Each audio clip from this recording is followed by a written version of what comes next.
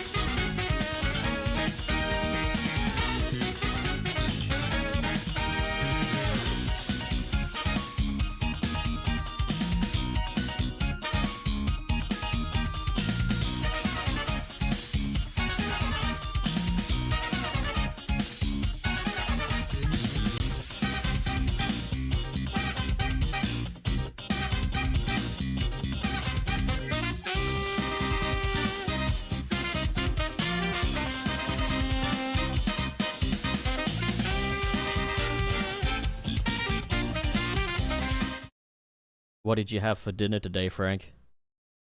I didn't eat. Oh, I'm sorry. I didn't know your name was Frank.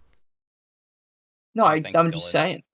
I'm just saying also, in addition. Didn't even give Frank a chance. Frank, what did you have for dinner today? No, it's fine. It's fine. It already passed. I think want to I'm just know. gonna- I think I deserve to know. Hi, know? Casey. Well, dinner hasn't happened yet. Okay, It's only 12 in the. It is only Okay. noon. breakfast. What did you have for breakfast? What have you eaten today? I only ate sandwiches. What Because kind it of is sandwich? too hot to make anything. Bologna sandwich. Just nothing. It is hot. Nothing over the top or ridiculous or anything. There's definitely no tuna, pepperoni, and onion.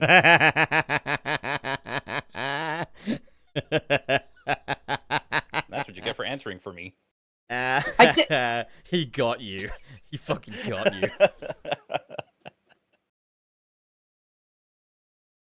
It's so over for you, Dylan, man. I'll It is accept it this so one time. Fucking over for you. I need to find a nice little image of that sandwich and put it on your plate. How are you gonna find an image of that sandwich if it doesn't exist and nobody ever wants it to? I created one, remember? To put on the t-shirt. Oh shit, you're right. The world is not ready though. It's okay, I'm gonna replace your little space cake with this. Right, where's this? Where is the space I love cake? how it's labeled. Yeah, I can't Space I can't cake. get that off. So we're just gonna leave Dylan's food order 2009 on there. And yeah, there you go. Enjoy, buddy. This must be nostalgic for you. Because then how would you know it's his? You know, it's got to have his name next to it somehow. Yeah, I'm loving it. There you go. That's not the he's having it his saying. way. I love this one comment here from Dakota is here now. Sussy Men podcast time. I feel like that's actually such a good name for just like us. Wait, they can hear us? Yeah, they can hear us. We're live. Oh, okay. Yeah, Dylan, please don't repeat what you just said. We want to stay I didn't say on anything. YouTube and Twitch. I didn't Nah. say anything. Dylan, it wasn't cool of you to say They've that been word. live. They can go back and see. I didn't say anything. It wasn't cool of you to Yeah. say that word before we were live, bro. That was really bad. Yeah. I was talking about Mario and Luigi again. No, he was talking about Seinfeld, a very particular episode of Seinfeld. Oh no! The fellow who serves the soup. He said a very naughty word. Well, at least he wasn't talking about the sponge. I We heard everything. wonder We how the heard sponge everything. actually works, though. Like, how does the like? I've never heard of the sponge outside of Seinfeld. Dude, there's think actually that's this just- thing, right, where you can put it in water and it soaks up water. You can use to clean things. In a sexual context. Well, I don't know what that means. He doesn't know. He's never seen the episode. I have not seen that episode. Dylan does not watch Seinfeld. No, I've watched some of it. I have not watched all of it. Dylan has not watched any Seinfeld. Untrue. You've So just does- heard me. So, when's the episode where they have to explain to their friends about shrinkage? Dude, man. I've been watching clips the past couple days. So. Oh, the Dr. Robotnik is just so funny. We were playing Dr. Robotnik Ring Races with Salty the other day. And the amount of jokes about shrinkage that came up during that was just ridiculous. I can't believe that's completely unrelated to that night because, like, it's just so funny that that comes up in another Sonic context. I love how much Oh. just Seinfeld and Sonic now go together thanks Yeah, to Sonic the Boom. the idea that the funny bit was that we were getting hit by the shrinking lasers in Ring Racers, and I don't know why, but someone started doing a Seinfeld bit, and I was like, Jerry, Robotnik got me with his laser. It was the laser, Jerry. I did mention the shrinking. soup scandal from Frank's stream as well. I did bring that up. I thought somebody was going to be shouting, like, I was in the pool! Yeah, I was in the laser, Jerry. Dr. Robotnik's ring laser. I was in the race!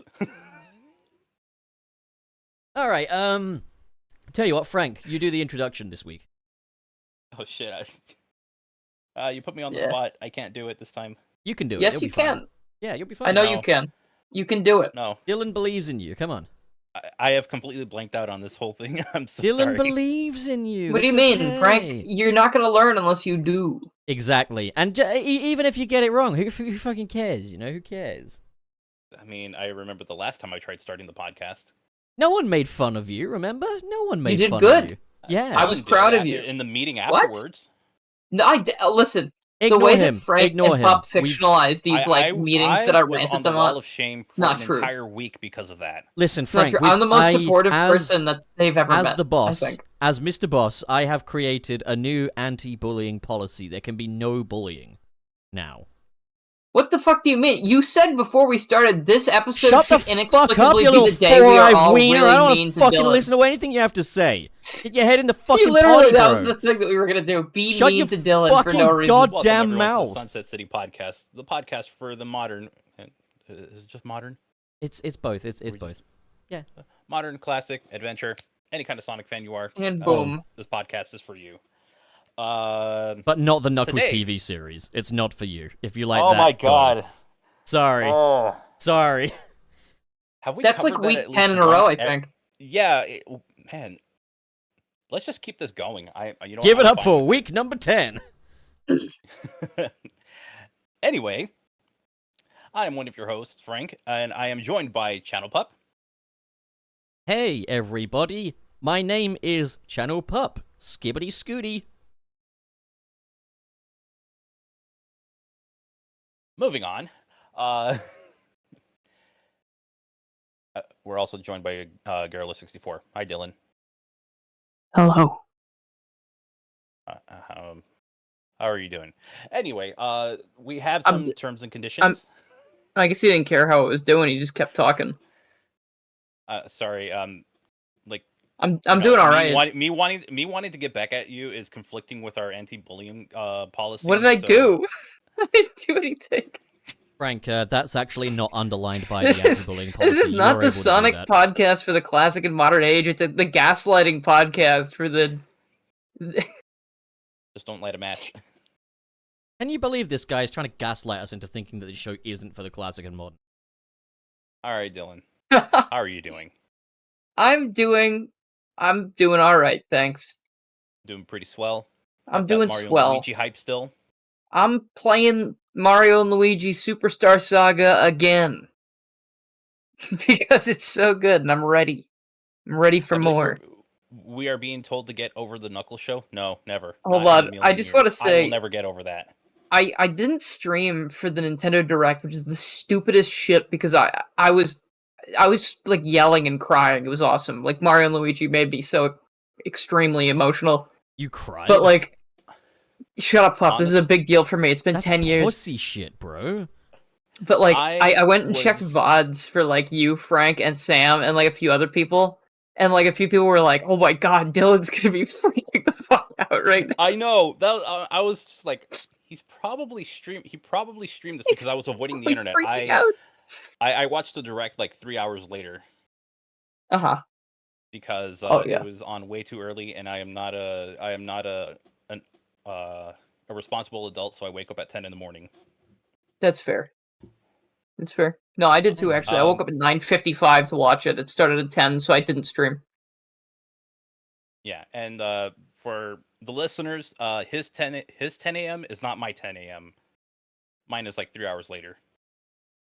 I think I have a brilliant idea. What do you have? Me too. Dylan, Let's you go over our said- terms and Sorry, yeah, go over the terms and conditions first. My thing Yes. can wait. if you do leave a super chat, it will be read at the very end of the episode. And we would also like to. The show is also brought to you by our wonderful patrons. And to all of them, we say thank you very much for your support. Who I are know they, that Frank? was Yeah, who are they? What are their names? Who are they? What are their names? I actually don't have a list because no one sends me a list. What's their names, Oh, Frank? you didn't get the list?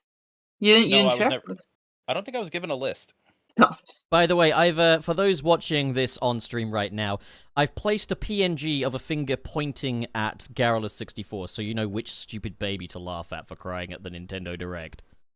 I love Mario and Luigi. The last one they announced was 10 years ago. Like, listen, okay. Here's something We that's got gonna two break remakes, people. Dylan. Listen. We No, also listen got to the me. Listen. re-release. Listen, this is gonna break some people because it broke me a little bit when I realized this. The last time we've had Mario and Luigi news of any kind was the same direct where they first announced Super Smash Bros. Ultimate. The first one. 2017. Since that series has been here. It's a big deal. Hey, Dylan, Dylan. look at the stream real quick. I see it. I see it. Do you see what I've added? I do. No, I do. I see it, yeah. Do you see the text It's as well? interesting. I do see the text. Yeah, I'm seeing the whole thing. The last news we got was it being on Nintendo Switch through the Game Boy Advance library, which now has 2 new games: A Link to the Past that's true. and Four Swords, and that's true. Metroid Zero Mission, which I'm really excited for. I love those games. Technically, Frank's right. The most recent Mario and Luigi news was it coming to Twitch Online, and I thought that was just because it's a really good GBA game and it's first party, but maybe it was an omen. Well, they also need to get the okay from Square Enix because Gino's in it. It's a brief cameo, but that's still, licensed. I didn't think about that. That's true. And I believe when that came up, I made the guess Super Mario RPG will end up on the Switch somehow, because that was just way too much of a coincidence. Look at us with the 4D chess. We knew what they were doing. I even like when the Game Boy Advance library was first announced, I'm like, we need A Link to the Past on it because Four Swords Online would be so cool. I can't wait to play. Wait, What Pop, happened? do you have the Nintendo you know the Nintendo Online Switch GBA thing? Do you have the Game Boy Advance yes, game? I do have the expansion packs. Ooh. Oh, we might have 4 people then, Frank. Oh, hell yeah. No, I will not some- be playing any video games with the likes of you. All right. You won't play video games with me, pup? Well, fuck you then. Fine, I'll play with you, Frank, but not him. Yeah, I was gonna say, but we played Fortnite together. It was so much fun. I know, we let's- did, didn't we? I mean, it was on a very janky map. It was pretty Also, bad. we don't call it Fortnite, remember? We call it Fortnite. Fortnite. Remember how we Fortnite. started a band and we sang, what was the fucking song that Cake by the Ocean. Cake by the We Ocean. played it like 1,000,000,000,000 times. It's because there were like 3 songs in Oh. rotation. Like there was Play nothing to that play. same song again! Okay. Got 1, it. 2, 3, 4. Oh Cake crap! by We the don't know any ocean. songs. Oh shit. Yeah, no, to be fair, like, it's like the Fortnite gameplay was secondary to the Family Guy quotes. Yeah. There was such anticipation over getting that Peter skin, man. Like, we were in the zone. We were so Never got that ready. Peter Copter though. I didn't get the Peter Copter either. I got about halfway to it, but I just lost interest afterwards.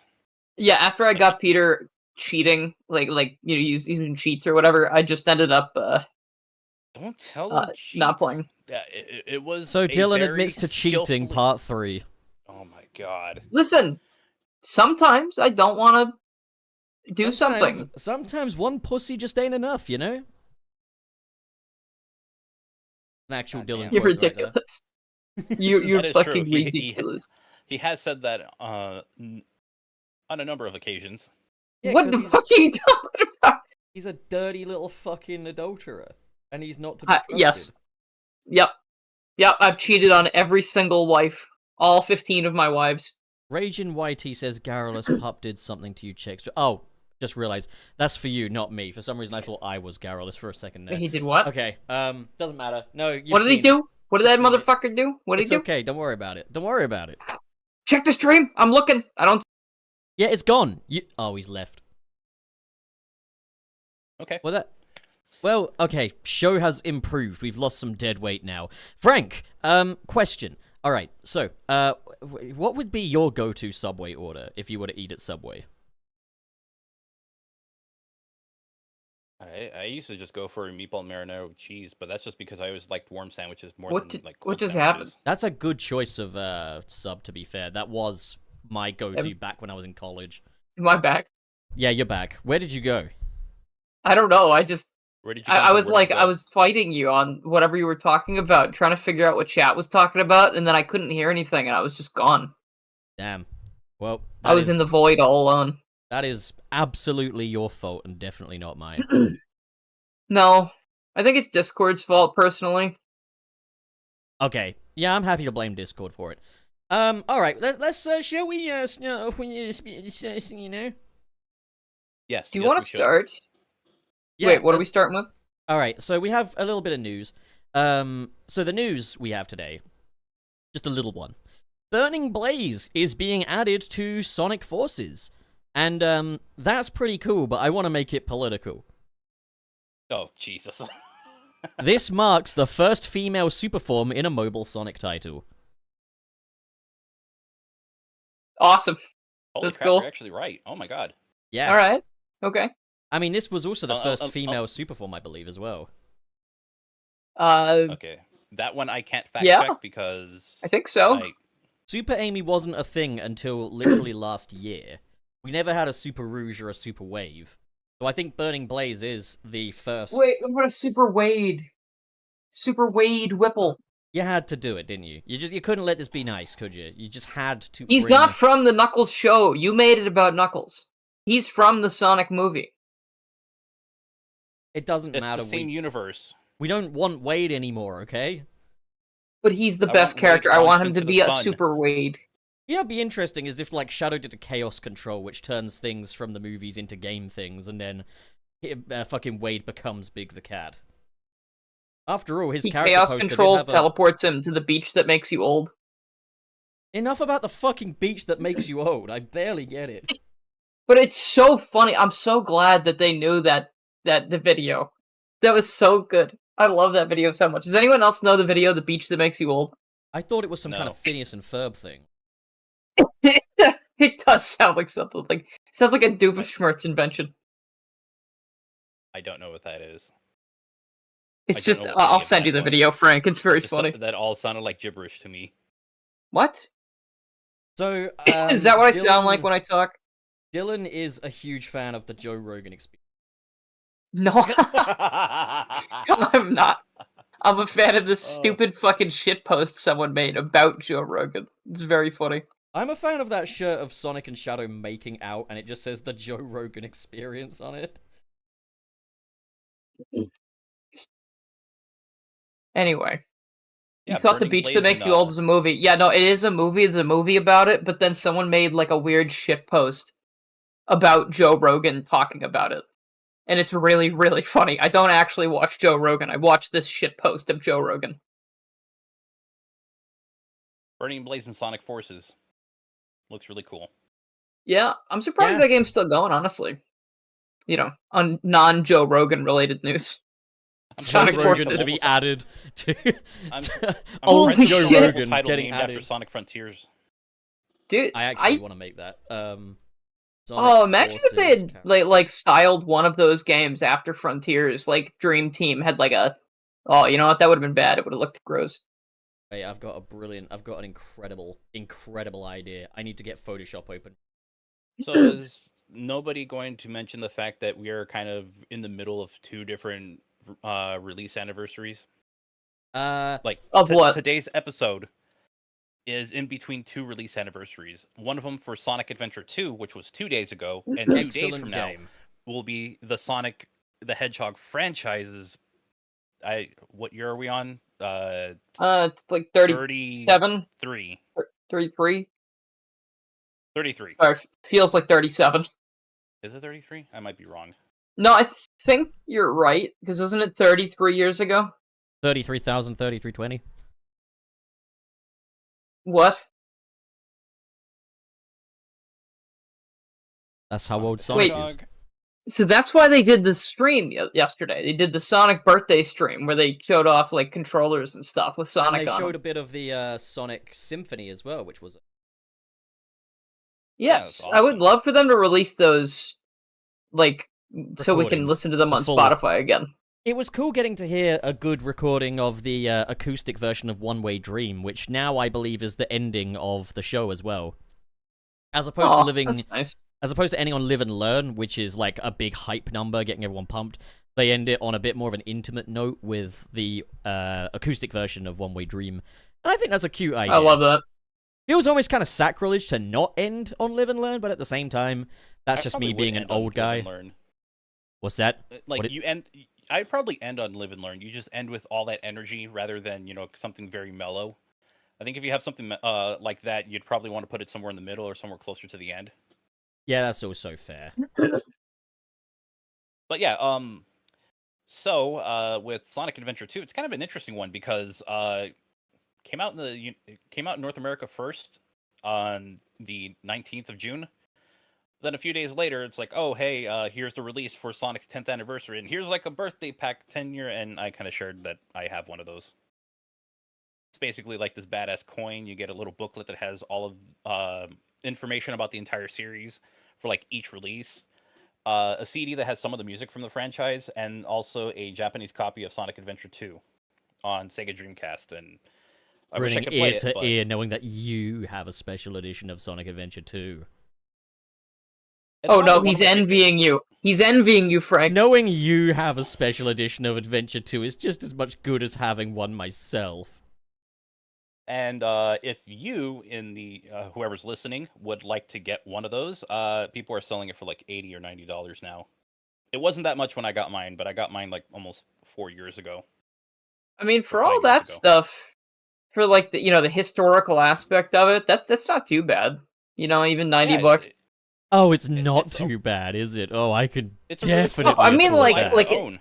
In the grand scheme of things, that's not really that bad for all of that stuff. Not that's all bad at collector's all. stuff. I have an endless pot of money. Pop, I am like, I am poor, Pup. I am poor. Oh, I'm See, grinning ear to ear knowing you are poor. Knowing you're poor is just as good as being poor myself. That's, yeah. I've got something I want to So, throw up yeah, on stream, but I'm going to put it in the back rooms as well for you guys. The reason that I bring up the Sonic Adventure 2 anniversary is that it's also the debut of Rouge the Bat. For certain Let's Who's go! that? who know the channel pup lore. Who is that? Rouge the Bat. It's a bat with jiggle physics on her ears. My kind of bat. Alright, guys, check the back rooms in just a second, alright? I'm gonna throw it up on stream as well for everyone to see. And audio listeners can just go again, fuck yourselves, but If you're an audio listener, youtube.com/Sunset City. Yeah, I come think- tell us if Pup offended you by saying that. I think it might be worth noting that Photoshop has this thing where sometimes it thinks saving is optional, so I think it's gone now, and so has the moment. But What are you talking about? Photoshop is under the impression that saving is optional. Why are we? Why is chat talking about Okay. boobs? I was I'm talking about video games. We're talking about a video game franchise here.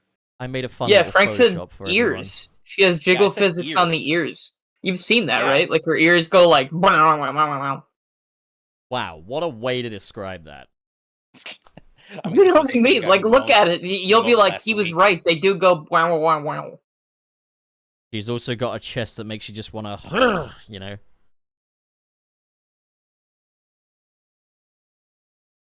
Just want I think you're the only to. one. Well, you're just. Oh, this guy. Why did he Why give did he give that a sound? Yeah, Dylan, why did you give that a sound? It Yeah, was Dylan, ears. why'd you Please, there's make nothing that weird sound? about it. It was ears. If you have seriously not seen the ears in Sonic Adventure 2, go play a Rouge level and just walk around and then stop, and her ears are like literally they do like the sound I made, it's like literally identical to what you will see on screen. Like how It's my like when you like dog's ears, when you like would just flick a bounce regardless doorstop of and it whatever goes like does. Yeah, it is quite twangy wangy, isn't it? You know how it is. Alright, shall we start off with the main meat topic then? yeah, please let's Yes, we talk about shall. something. Yeah, while I reconstruct this meme I was working on. Oh, wow. Alright. shit, I gotta Talking finish about the presentation. Talking about I the gotta franchise's anniversary was not something, Dylan. Fine. what? Shut up, Frank. It's okay. Don't tell Frank to shut up. Shut up, pup. It's anti-bullying. okay. Don't tell Frank to shut up. I didn't. I told you to shut up. Frank and Pup are the same person. That's weird. He just told me to shut up. Yeah, can't No, Frank. I meant like shh. See, that's still not cool. That's still not okay for you to say. Start talking about the next thing. I don't know if I want to now, to be honest. Like, given your behaviors you've exhibited today. You know what? You know what? It's because Dylan is a mean YouTuber. You know what we need to talk about?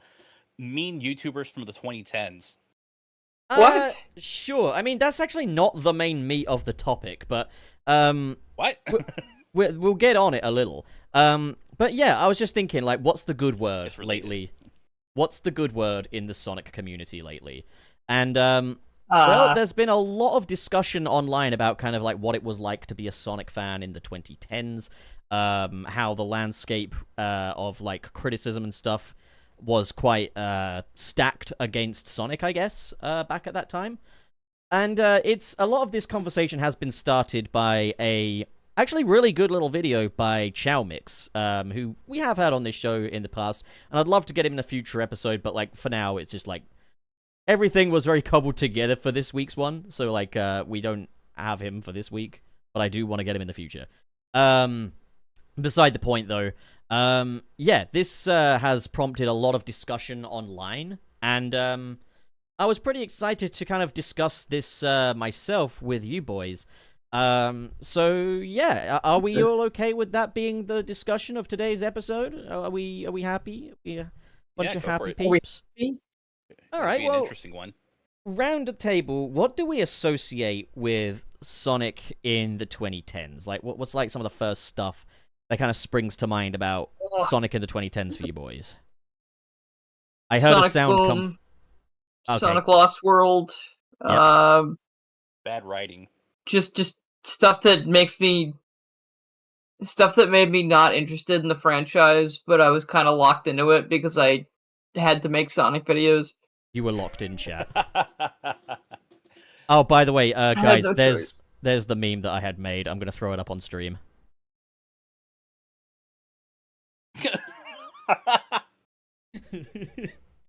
Dylan, look at it. You love him. I'm looking.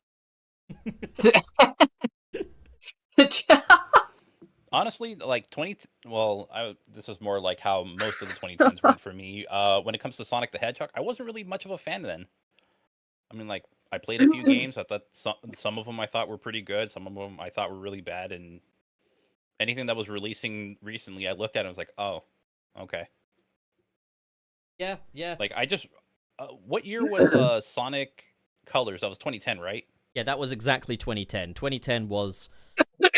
It was a very interesting one, 2010, because, like, 2008 we had Sonic Unleashed, 2009 we had Sonic and the Black Knight. But then 2010 is kind of a sort of turning point, sort of, in some ways. In it kind of normalized, okay, 2D is very much something that we are going to run with as well as 3D now. We got that with Sonic 4. Yeah. We had the reconfiguration of just the general tone and all of the characters with Sonic Free Riders. And then we also had Sonic Colors, which really furthered the point that it's like, okay, we're moving away from kind of the very big dramatic shonen-style thing, Saturday morning cartoon. It's more geared towards kids. It's more self-aware. But also Sonic Colors did mark kind of a quality increase as far as a lot of people are concerned as well. So 2010 was a year that kind of, for better and for worse, established kind of the tone that Sonic would go for throughout the remainder of the 2010s. And it didn't really change really all that much until 2022, effectively. So, yeah, 2010, very interesting year for Sonic. When I think 2010 Sonic, I do tend to think, like, yeah, turning point, for better or for worse. Like, Sega were trying to, you know, make a new impression with Sonic, even down to, like, social media stuff, such as, like, the acknowledgements that, yeah, Sonic 06 was a naughty game, and, Sonic Boom and stuff like that. Why do you describe it like that? What does that mean? It's just that they were naughty boys when they made it. But Sega were being very reactive towards Sonic's reputation. Both kind of going in the direction of, yeah, we know that our stuff kind of sucks, through to, now we're releasing Sonic Forces. Oh, and it still sucks. They also had the thing of like, oh, we know Sonic has too many stupid friends. Oh yeah, like the whole marketing campaign of like Sonic 4 Episode 1 pertaining to like how many of Sonic's stupid friends will appear this time. And there's a great animation on YouTube about that. It's almost like a parody trailer for Sonic 4. Oh, I remember this. It just goes over every... Like, friends not included, and there's a bit where it's like, no, oh, yeah, no! Ultimate Life 4, blah, blah, blah. Oh, that was one of the Sonic. Hey Sonic, I'm a fucking girl! love that I have your clothes! I just remember fucking Amy being characterized like that. And it is funny, it does show that, yeah, this was a thing, like, in an age where people are now kind of reevaluating Amy's character, saying that these traits that were previously lambasted are actually part of what made her who she was. It's quite funny how, like, you look at that Sonic 4 fan animation, and it was like, that was the consensus of the time, at least as far as the internet was concerned.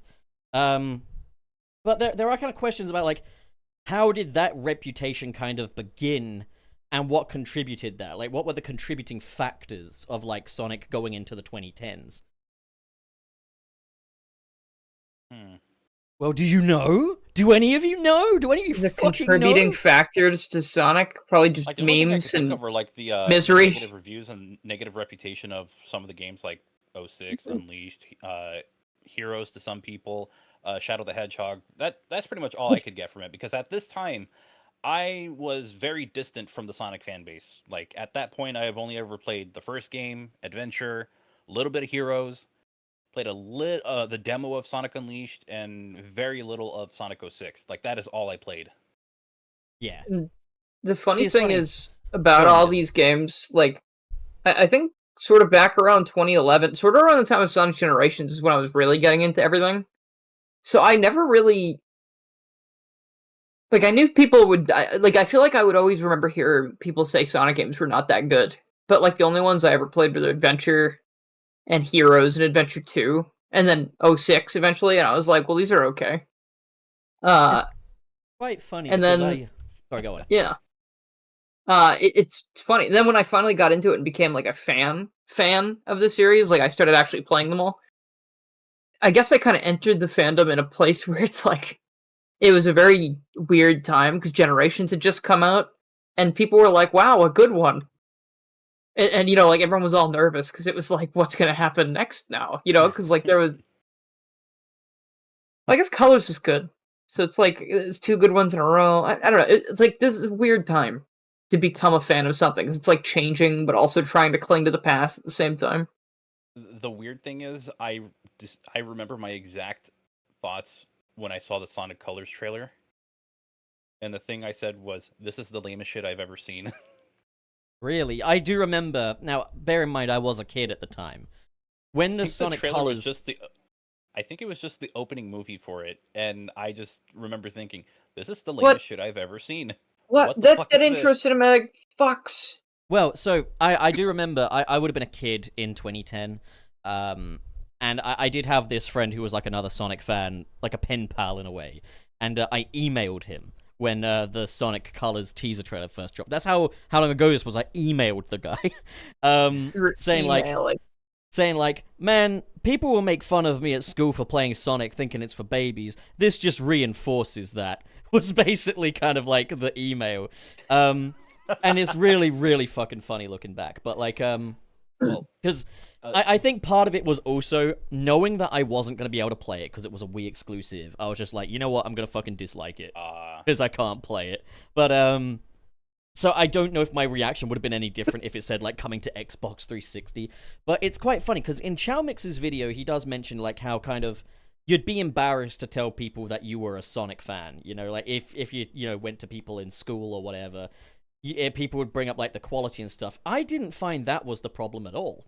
When I was in like high school, I guess what it would be in America anyway. People would be like, "So, what'd you get for your birthday and stuff?" And I'm like, "Oh, don't tell me it was another Sonic game." Not because Sonic is bad. It was because Sonic's for kids get on Call of Duty with the rest of us. But I didn't even have Xbox Live, so it was kind of irrelevant.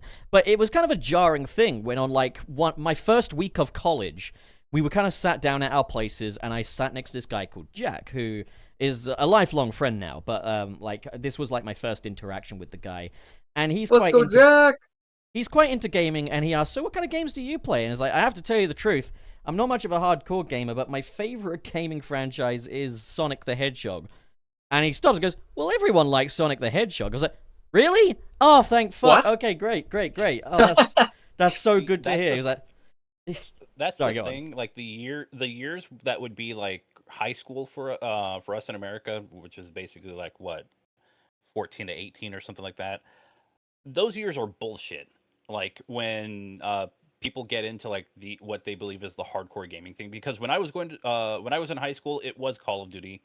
It was Halo, Call of Duty, and then eventually it became because I was hanging out with athletes all the time. It was also Madden. They would be playing Madden on a PSP. Look at me, I was hanging out with athletes all the time. You just unlocked a shitty memory in my brain about high school. I didn't hang out with all of them because I liked all of them. It was because we were on the same team. I was an athlete back then. I am such a wasn't strong, a very good one, but I was still an physically capable. Oh, I wasn't very good. I'm just an athlete. Dude, I gotta use that 6 foot. Hey, I'm 6 feet tall. I gotta use it for something. Dude, so, oh no, sports, you just you. Frank, do you know how tall I am? Pop's like 2'5". I'm not 2'5". Nothing. Fuck up, Dylan. 5 foot nothing, weigh 100 of nothing. 5'3". Ah, we got a short king. Fuck it, why not? Hell yeah, we got a short. But so they'd be playing Madden and shit, and I would have my DS and I'd be playing like Pokemon or New Super Mario Brothers or something. So Dylan isn't even short. He likes to claim he's short, but whatever he's you played in high school, I am me, short. Like you give it a couple years, you're gonna meet people who will be like, "Yeah, I remember that game," or they'll love that series. That's when you're gonna find some real cool people to be around. Dude, that's exactly what I used to think in high school. Because like, and you reminded me of this really funny thing. Because me and my siblings went to the same high school, obviously. Over time. So when I was in the high school. Really quick, did you ever get the thing where they would tell you something that your sibling did? No, I was the oldest, so they heard that from me. Okay, but like I mean, like I didn't do anything wrong, so. Yeah, I guarantee somebody would tell one of your younger siblings, like, "Oh yeah, did you know what he did? He did this." Oh, probably. At least once. There were a lot of funny teachers in that school. He was into these weird Sonic games. No, okay, so basically, okay, so I was always having trouble finding friends. I always wanted to find people with interests that sort of were like-minded. That really doesn't surprise me to hear that you had trouble making friends. I just had problems opening up to people because I felt like my interests were kind of niche. So, like, when I would find the video game people, it was nice, right?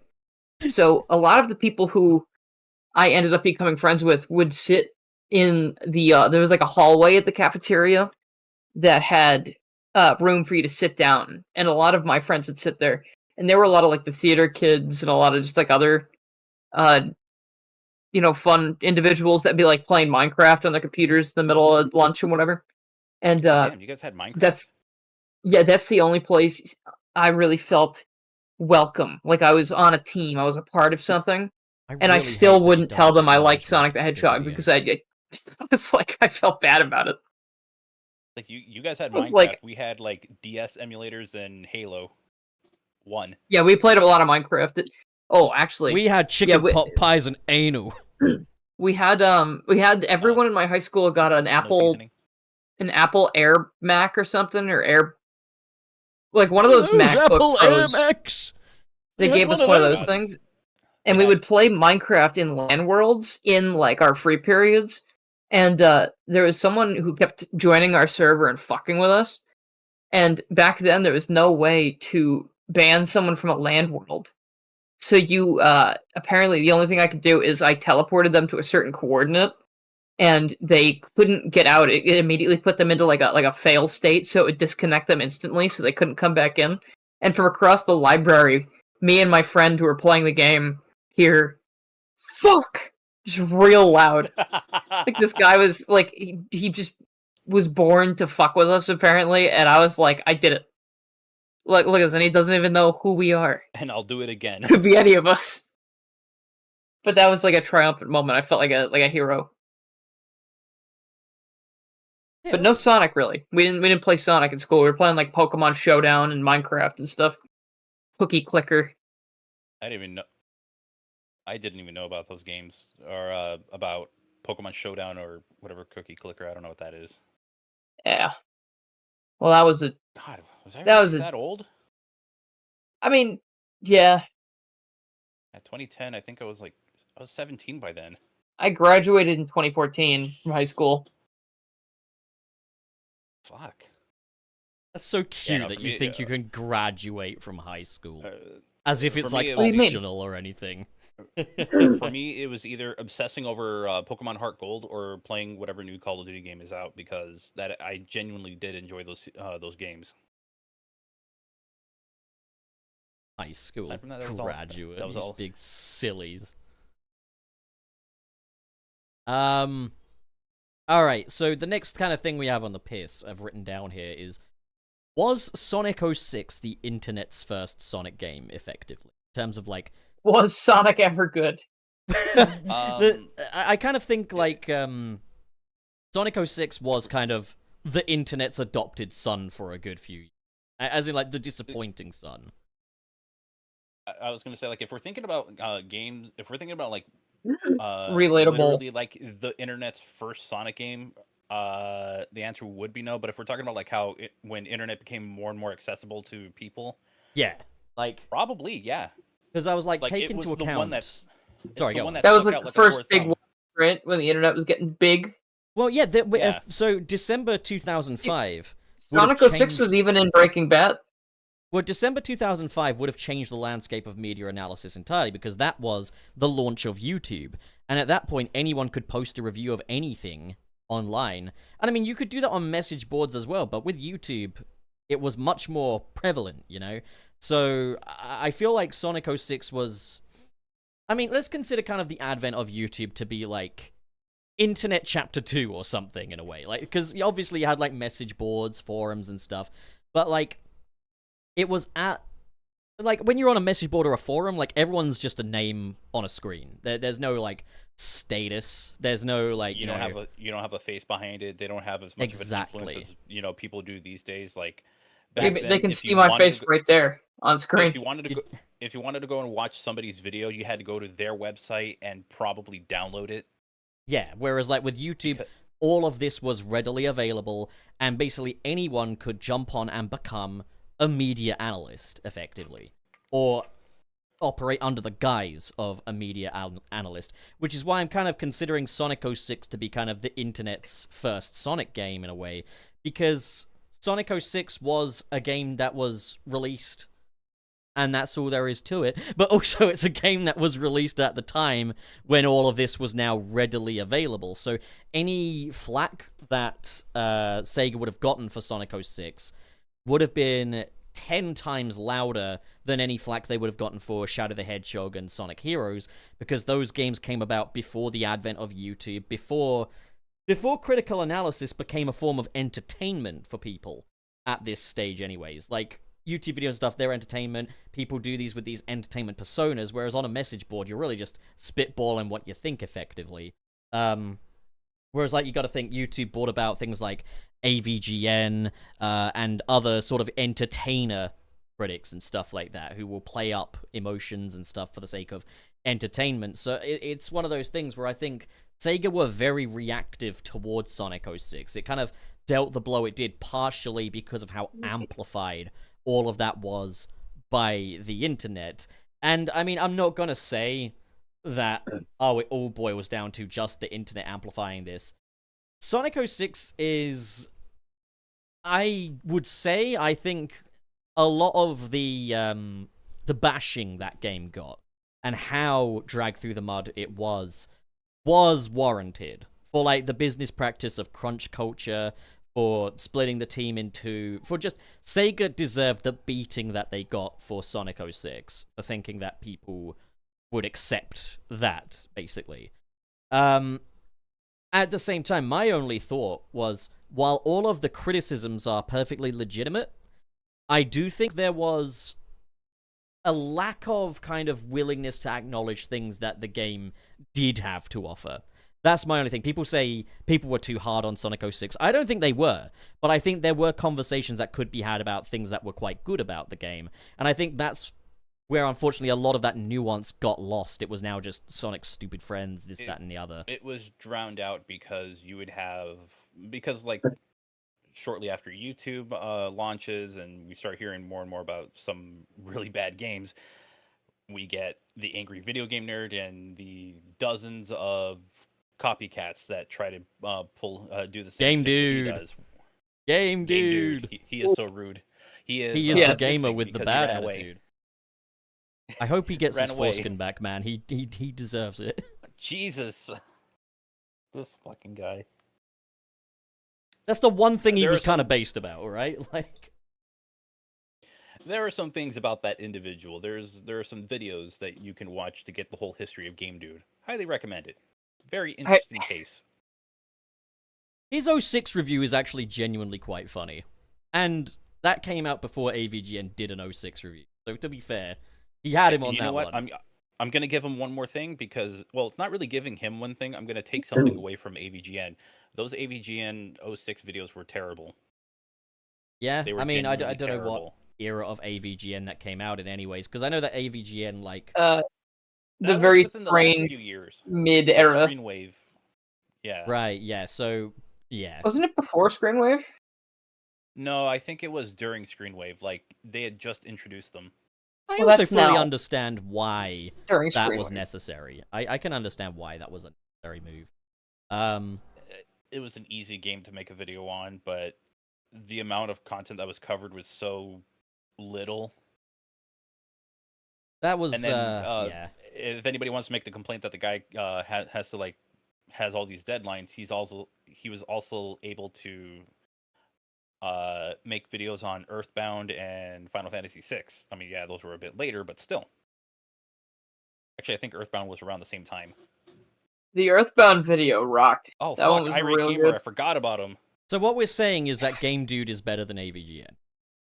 No. I don't think I'm sorry, but I've never seen Game Dude. Game Dude's best videos come nowhere near AVGN's best videos. But he's the gamer with the bad attitude. That's any gamer these days. I If you just give 'em, remember- if you drop him into a Call of Duty Modern Warfare 2 lobby. I just remember the bit where he's like trying to jump into the truck as Shadow in 06. It's like, come on, jump in, skunk fucker, get in, damn it, thank you. I was like, that's actually really kind of funny. I'm not gonna lie, that's quite funny. It's all in It's the like- delivery. It's like comparing a pile of cow shit to a pile of moose shit. They're both shit. Okay. So for everybody listening, Mickey Mouse. We'll see how Oh, many God. people in chat will understand that one. Oh god. But yeah, like I think a lot of what we were seeing in the 2010s was Sega reacting to how loud the outcry against like Sonic 06 was effectively. And because there wasn't really much care for nuance, it was just like, okay, let's just scrap Sonic's stupid friends then. Let's just scrap all this, that, and the other. Forget the shonen style. It's taken too seriously. Forget it all. Let's just, make it appeal to these voices. Then they made Unleashed. Yeah, That but was shonen as hell. Unleashed is not shonen as hell. Like, we were having this Yeah? conversation with... I don't know if you were there, but we were talking with Salty about this after the Ring Racers game. I don't that think so. Sonic I don't remember Unleashed this. was the first one to sort of move away from the shonen stuff and move But it's more... like a buddy road trip shonen. It's more like a Pixar film, Unleashed. It's like Dragon Ball. It's like the first few arcs of Dragon Ball. It's like a mystical adventure. But it's much I guess more that's not quite a Pixar. shonen. Is OG Dragon Ball a shonen? I know don't it's made by Shonen Jump, but I don't know. But Unleashed is a much more of a Pixar thing. You've got less of the extended cast, and it's less overall anime-y in favor of being a bit more buddy road trip. It just feels a bit more westernized, Unleashed, compared to 06 and the adventure games. Like, it's more like a Pixar family film. And then, like, obviously it devolves further into, like, the Colors thing, where it's now Saturday morning cartoon for American kids. Like, I can understand that... Well, I can definitely see a reaction in Sonic Unleashed to Sonic 06. Like, they've trimmed the cast down for that game dramatically. Sonic is the only playable character, albeit with the little asterisk of Werehog now. It's... When playing as Sonic anyway, it's primarily speed-focused. Like... You could definitely see responses to 06 within Unleashed. Well, yeah, it's like a game they made sure it was finished. That's for one thing. I think- It definitely is a finished game. Debatable. Love it or hate it, I think you can say that they did actually try with Unleashed to appease people. Yeah. And No, I then think they true. did. That Yeah. is something I will give Colours- the game. I don't like it, but it is something that it felt like it felt like they were a lot more focused with this one. But then again, development history of 06, I believe what some people were put on other projects. Yeah, so it was basically the team was cut in half when they found out that the Wii would not be able to handle Sonic 06. My source for this is Matt McMuscles. So they had kind of Sonic Team A, Sonic Team B, Sonic Team A working on Sonic 06, where Sonic Team B would work on Sonic and the Secret Rings. And they've done a similar thing with like Frontiers Final Horizon and Shadow Generations as well. It's just apparently it's more expanded, but it is something that worries me a little bit is that they seem to be divvying Sonic Team up quite a bit lately.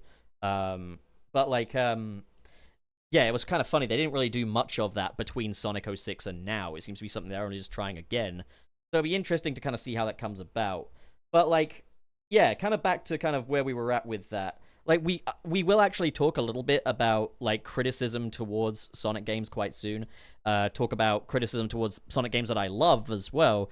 And kind of we'll establish a good ground. But yeah, I think it's safe to say though, like looking at kind of the internet at the time, we were getting a lot of brand new voices in the sphere now. Like, a lot of things that people would actually listen to that were garnering a lot more views than your average post on a forum or a message board.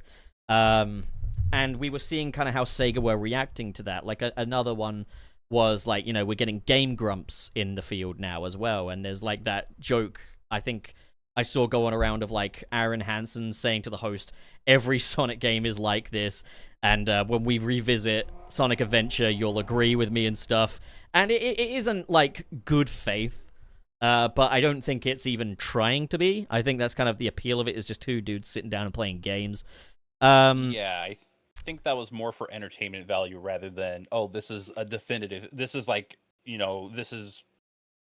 Yeah, the I was actual never going to definitive Game thing. Grumps for like good critique or Yeah, But good the reason gameplay. but the You know, reason like- they kept...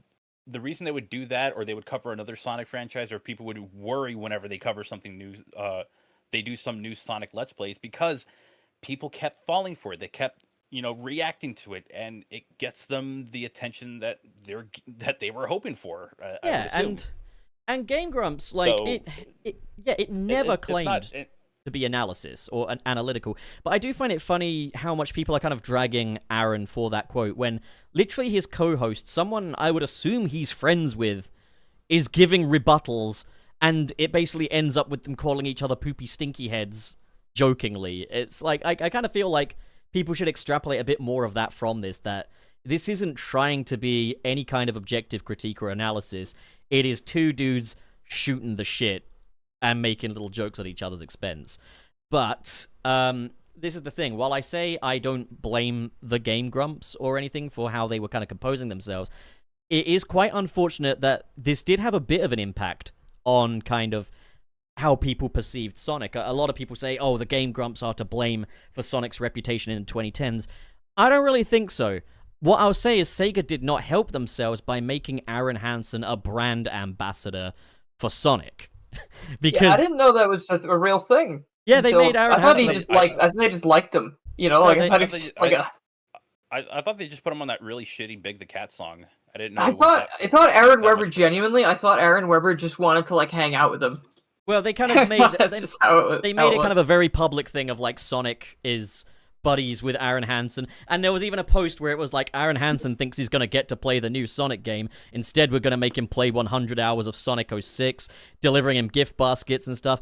And I will say this, Aaron Hansen, in regards to what Aaron Hansen was saying about Sonic, all I say to that is internet's gonna internet. But when Sega step in and they're like, look at this guy, we love this guy, it really does send a very weird message, doesn't it? Like, I guess, okay, you know, I do have to say that I did find a lot of, like, the self-deprecating humor of the Sonic stuff over the years funny for a while. And I still do to some extent, but I do think it probably did do a very bad thing to the image. You know, I over think time. you've got to showcase kind of a profound respect and reverence. Like, it sort of made it feel like if all the games are not fun, I'm not enjoying them, and you guys are talking about how much they're not very good, like, online, and laughing about it, then, like, why the fuck would I... do this, you know, like. The thing that made it worse, though, was at the peak of all of this, at the peak of this newfound sense of, like, God, our past sure sucks, doesn't it? Like, we also had, like, the Sonic account making jokes about, like, Mighty Number 9 and stuff. And it was like, oh, Sonic is the jokey account. Sonic is the deprecating account and stuff. And then what did they release next? Just after Sonic Boom Rise of Lyric, we had Sega make a statement about how they want to regain consumer trust. We got jokes about Mighty Number 9. We got jokes about how shit the past was. And then they released Sonic Forces. And it's like, okay, what are you... Things it's a game that actively uses the past to, like, lure people in, like a shiny little fish hook. Yeah. And this is what happens when you try punching down. There is that, yeah. Try. Yeah, the whole Mighty Number 9 thing was just kind of dumb. But, like, yeah, I personally really don't like the whole we know we suck thing as well. I would much rather see Sonic kind of say, remember 06, this was this adventure where Sonic goes and rescues a princess, blah, blah, blah, good times, and just see the internet see that, than see Sega be like, yeah, we know it sucks. Look, Aaron Hansen made a joke about it. Isn't that funny? Because it does just make it look like this franchise had its dick cut off. I understand why they were doing it, though. They basically were dealing with something they didn't know how to deal with. Like, this internet backlash to 06 was kind of unprecedented. This was the internet's game, the internet's disappointing son that they wanted to shun from the family and make a very public display of. And because the internet, like, hadn't existed in this state before, Sega didn't really know how to actually react to that. You know, like, this was all quite new, so the 2010s was kind of a response to Sonic 06 overall, you know? Like, you know what's funny? You know what's funny about the whole self-deprecating humor that they tried to go for with the series? When they released a video, this wasn't even 2010s anymore. This was like 2020, 2021, before the release of Sonic Colors Ultimate, or it might have been about a year or two before. They had this video that was kind of like the history of this, like a lot of the major releases. They'd have like little descriptions of them, and then for Sonic 06, it just has the now loading screen. Yeah, I remember that. Icon. That same video is the one where it says Sonic Colors, Sonic finally finds its footing in 3D. I'm like, I'm sorry. Sonic Adventure 1 is right there. Sonic Adventure 1 is right there. What you mean is Sonic finds new footing mostly in 2D. Do you not? Oh, that's even funnier. It is kind of crazy how Sonic Adventure, like, they got it right so easily the first time, and then they proceeded to just make it worse over time. This is why I'm saying, Forever. let Hardlight release more Sonic games, and then we'll see if maybe they fuck it up over time as well.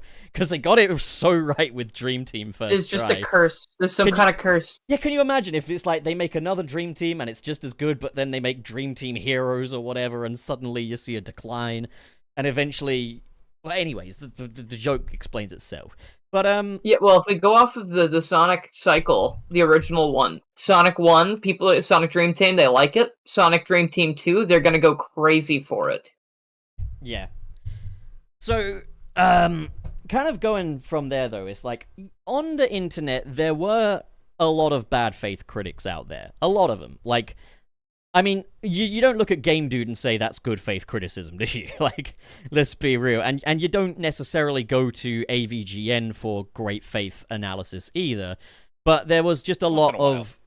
Yeah, like, I think AVGN, to be fair, is more good faith than not. It's just... like when you get something like the Castlevania videos, I think those when you'll see stuff where it's like, okay, he's not just, you know, saying the game's a shitload of fuck or trying to take a shit on it or something. You know, he doesn't go as in-depth as, like, reviewers do these days, but he's going enough for the character for it to make sense. Yeah, but that was the thing. It was like, there was he's a lot playing a character. This was where analysis has become entertainment, and it's quite a tricky line to kind of toe.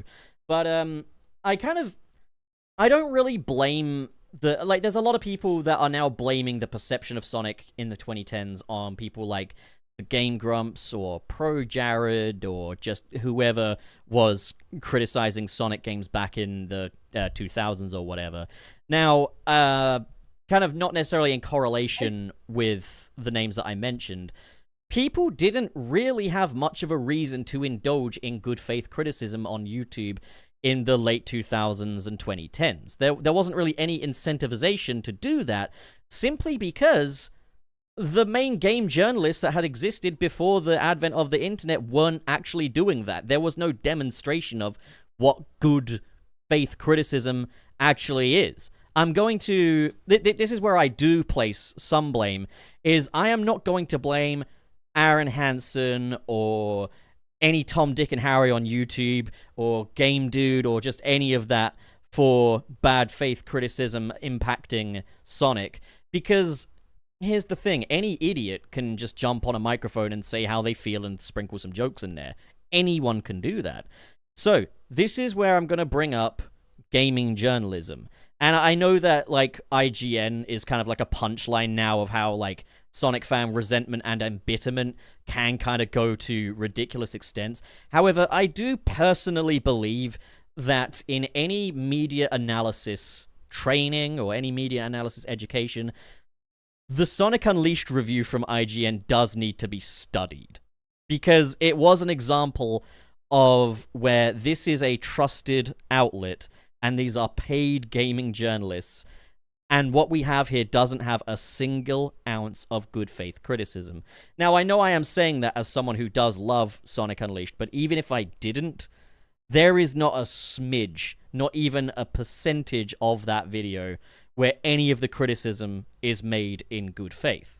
It is that, it is just someone at Sega hates Sonic the Hedgehog, so they're releasing bad games deliberately. The Werehog is so bad that Big the Cat looks like an endearing character in comparison. This game made me question whether or not I want to be a reviewer anymore. Sonic controls really badly, accompanied by a bit of video where someone is deliberately jumping over a dash pad into the ocean, etc., etc. And I think this kind of thing sets a precedent. If you've got professional gaming journalists from trusted companies and stuff like that going online and posting stuff like this, that's going to influence the people that want to go on to become gaming entertainers or gaming analysts or anything like that. So what reason does someone have to think their criticisms through and engage in good faith criticism when someone who works for IGN is saying, vocal tracks make me want to kill myself, I hate Sonic's stupid friends, which is like something that you'd see in the IGN review of Sonic Generations as well. There is no actual analysis in that, and it didn't really get better. Until just very recently, I think they've been a bit more fair, and maybe a little generous to, like, say, Sonic Frontiers, as I barely hear a thing from IGN about how gross that game is to look at. But, like, just the Sonic Unleashed review, I know it's something people bring up all the time, but it really did set a precedent for that, like, people get paid for this, and this is coming from trusted outlets.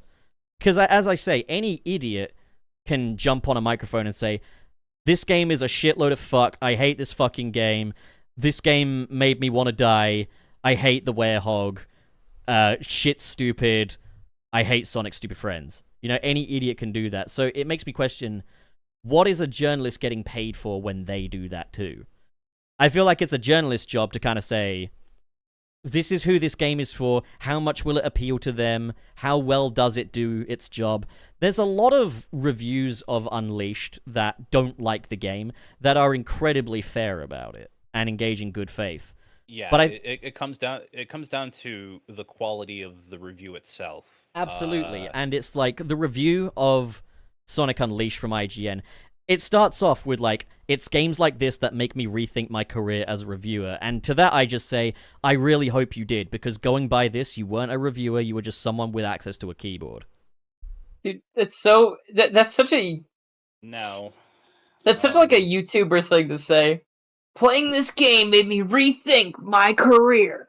Yeah, it was at a point where, like, IGN might as well get the evil alter ego to come out and be like, you must review this game or I'll blow up the world. No, please, Dark Dylan. That could no! have been just a throwaway line to try to have something similar to the YouTube writing, because that kind of was the norm.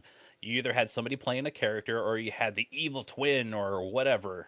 You had some kind of evil force that was getting you to review something that was shit. And or Bugs Bunny standing in the corner of the room. And the the quality, the standard for like writing a review on the internet or for like a video on the internet or a video review is much lower than what we have these days. So you could see, I guess now we look back at it, it's like, yeah, that just shows how much this type of this type of review has evolved over the years. Um, it also brings up something that I don't necessarily like when it comes to bringing up the IGN review, but I can get to that later. Sure. I know that, like, sometimes people also treat it like IGN is one person, and they can be like, why should we listen to your opinions on this when you publish this review and stuff? I think that is, like, wood meet trees, you know? Like, so I think it's dumb when people kind of treat IGN as one person, but at the same time, IGN did give the okay to that. And I think there does need to be an understanding that when you are a journalism outlet or anything like that, you need to be aware that, like, the things that you sign off on will assert kind of your image to the audience. It doesn't make it any less dumb that the audience think that IGN is a single guy, but at the same time, I can recognize the validity in this is the precedent you set for what your company is willing to sign off on, you know? Okay, so with that, I think that's less of like, oh, we're signing off on it because this is exactly what it is. I think they signed off on it just to get it out because they're meeting a deadline. There's a very similar thing. Anybody remember like the Verge how to like build your own PC video? No. Anybody familiar with that? No, what So happened with it? basically their host, who was kind of like building the PC, got a couple things wrong in the video. There was a couple of continuity errors when it came to what parts were already in the computer, and it seemed like it was very poorly put together until later, after people had their fill with dunking on this person and on The Verge. It later came out that this was mostly, they signed off on it just because, just to get it out and be done so they can go and Yeah, they just needed the content out there. and the person who was the host wanted to be like, no, wanted to work on it a little bit more, but wasn't given that time. I feel like sometimes when videos seem like they're kind of slapped together, they fall victim to that kind of deadline or that kind of demand, and whoever the higher ups on the company are probably don't give enough of a shit, so they're like, yeah, just put it out, we're good, move on to the next one. So yeah, I don't think it's 100% like somebody just like, oh, it's a video dunking on Sonic, oh, this will work. It's more of like, oh, signed off, okay, go. As it is, like, yeah, like way back in the primordial days of Sunset City, there was an episode that came out at a time when I think it was, I'm not sure, was it Nintendo Life? But there was an article published about, like, the history of Sonic, which was getting quite a bit of backlash from Sonic fans. And the writer is a dude called Stuart Jipp. We got him on the episode to kind of discuss it, because, like, we just kind of wanted to discuss what his experience was like being public enemy #1 for Sonic fans, and kind of what goes into kind of the gaming journalist perspective and stuff like that. And we did learn quite a bit there. Like, he's got his own website separate from kind of the company that he works for, and his reviews are a lot more well written there. And he was saying, like, how there are certain word limits. He's not necessarily putting this out there thinking it's his best work or his magnum opus. He's just kind of doing the job that he needs to do. As it is, Stuart, if you're watching this, I love you to bits. I still think you're a fucking idiot, but, like, he's the thing just mainly felt a little underwritten and stuff. Like, but as it is, it's what it is. He's a nice dude and everything. But, like, yeah, obviously, like, the environment is still going to be a little different for a gaming journalist to what it is just someone who hops onto a microphone and reviews something. I mean, that's the thing to take into account, is I did say any idiot can just get on a microphone, spitball their thoughts, and sprinkle some jokes in there. So surely a gaming journalist should do this to a higher standard than that. At the same time, you'll often find that just whoever it is in their bedroom just writing down their opinions has more time to do so, and will probably put out something a bit better as well. So it's just interesting, but I do think things like IGN's review of, like, Unleashed and just general bad faith criticism coming from big outlets doesn't really demonstrate to Joe blogs in his room what a good faith review actually looks like, you know? So to them, it's just like, that's what a review is. I'm just going to go make a review right now. And so what you end up with is just this large ball of loudness and meanness for the sake of entertainment, rather than something genuinely analytical or something rich with actual thought put into it. And it is funny, I do, like, speak a lot on, like, things like good faith, bad faith criticism, but it's not like I haven't done it myself. It's something that is learned over time. Like, I mean, you can't because I've deleted them, but if you were to go check out the 2019 version of my Spider-Man retrospective, you can see that I can just be mean to movies that I, at the time, didn't care for or didn't understand. You can see that I am very much able to do that.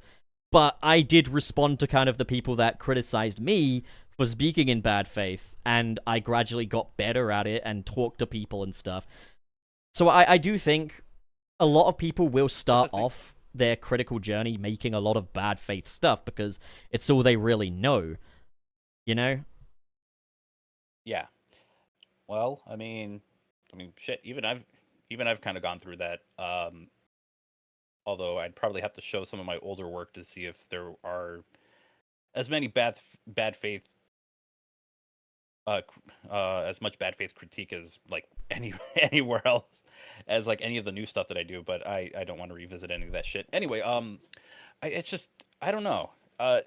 Honestly, I just want to say this: can Sonic fans just learn to let things go?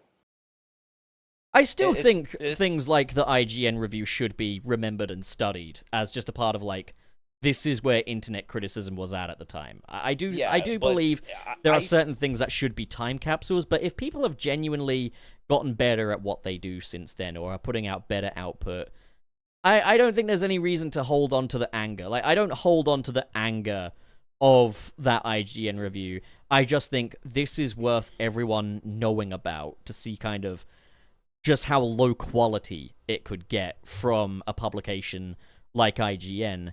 I mean, I can also understand why people might be a little angry at it still because of the influence that kind of mentality did have on the franchise. Like, if you're someone that adored Sonic Heroes or just any game with lots of Sonic stupid friends as playable characters, you might feel quite resentful of a lot of the louder voices that said, fuck Sonic stupid friends, I don't want to play as Sonic stupid friends. But I think it's important he does have some stupid friends. It's important to actually direct this much more at Sega, because they should be capable of vetting criticism. You know, like, being able to tell, like, it's one of those things where they've only just kind of revisited Sonic's stupid friends as playable characters lately, but there's a big difference between the approach they have now versus the approach that they had back then. Like, look at how a game like Sonic Dream Team approaches Sonic's stupid friends as playable characters when compared to how Adventure does it. With Sonic Adventure, and I love that game, and I actually do like all of the playable characters except for Big, but look at, like, Sonic Adventure. Now, okay, so you've been playing the game as Sonic, running along, singing a song, over there's a pylon, you know, like, just a joyful, leisurely stroll from A to B. Now you're playing as E102 Gamma, and it's a bit more sluggish, and you are playing a mech shooter. And now look at Amy Rose, who is just a lot slower, bit more survival-based, and you got Knuckles, who, again, you're not going from A to B, you're collecting gem shards. These are all things that are drastically veering away from the main thing people go to play a Sonic game for.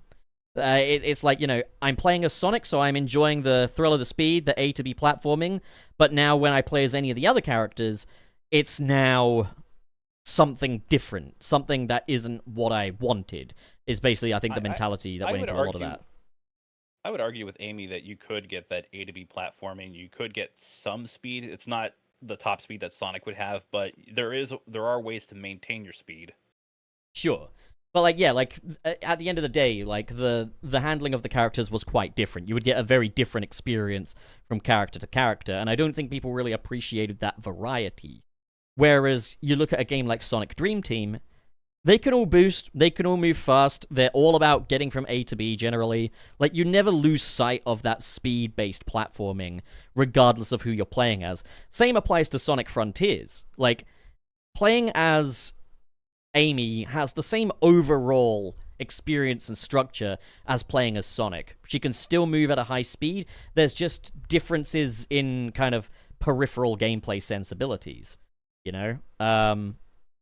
So I think rather than ditching all of those characters entirely, saying there's no merit to these characters being playable, the right thing to do would have been to do what they're doing now, just do it sooner.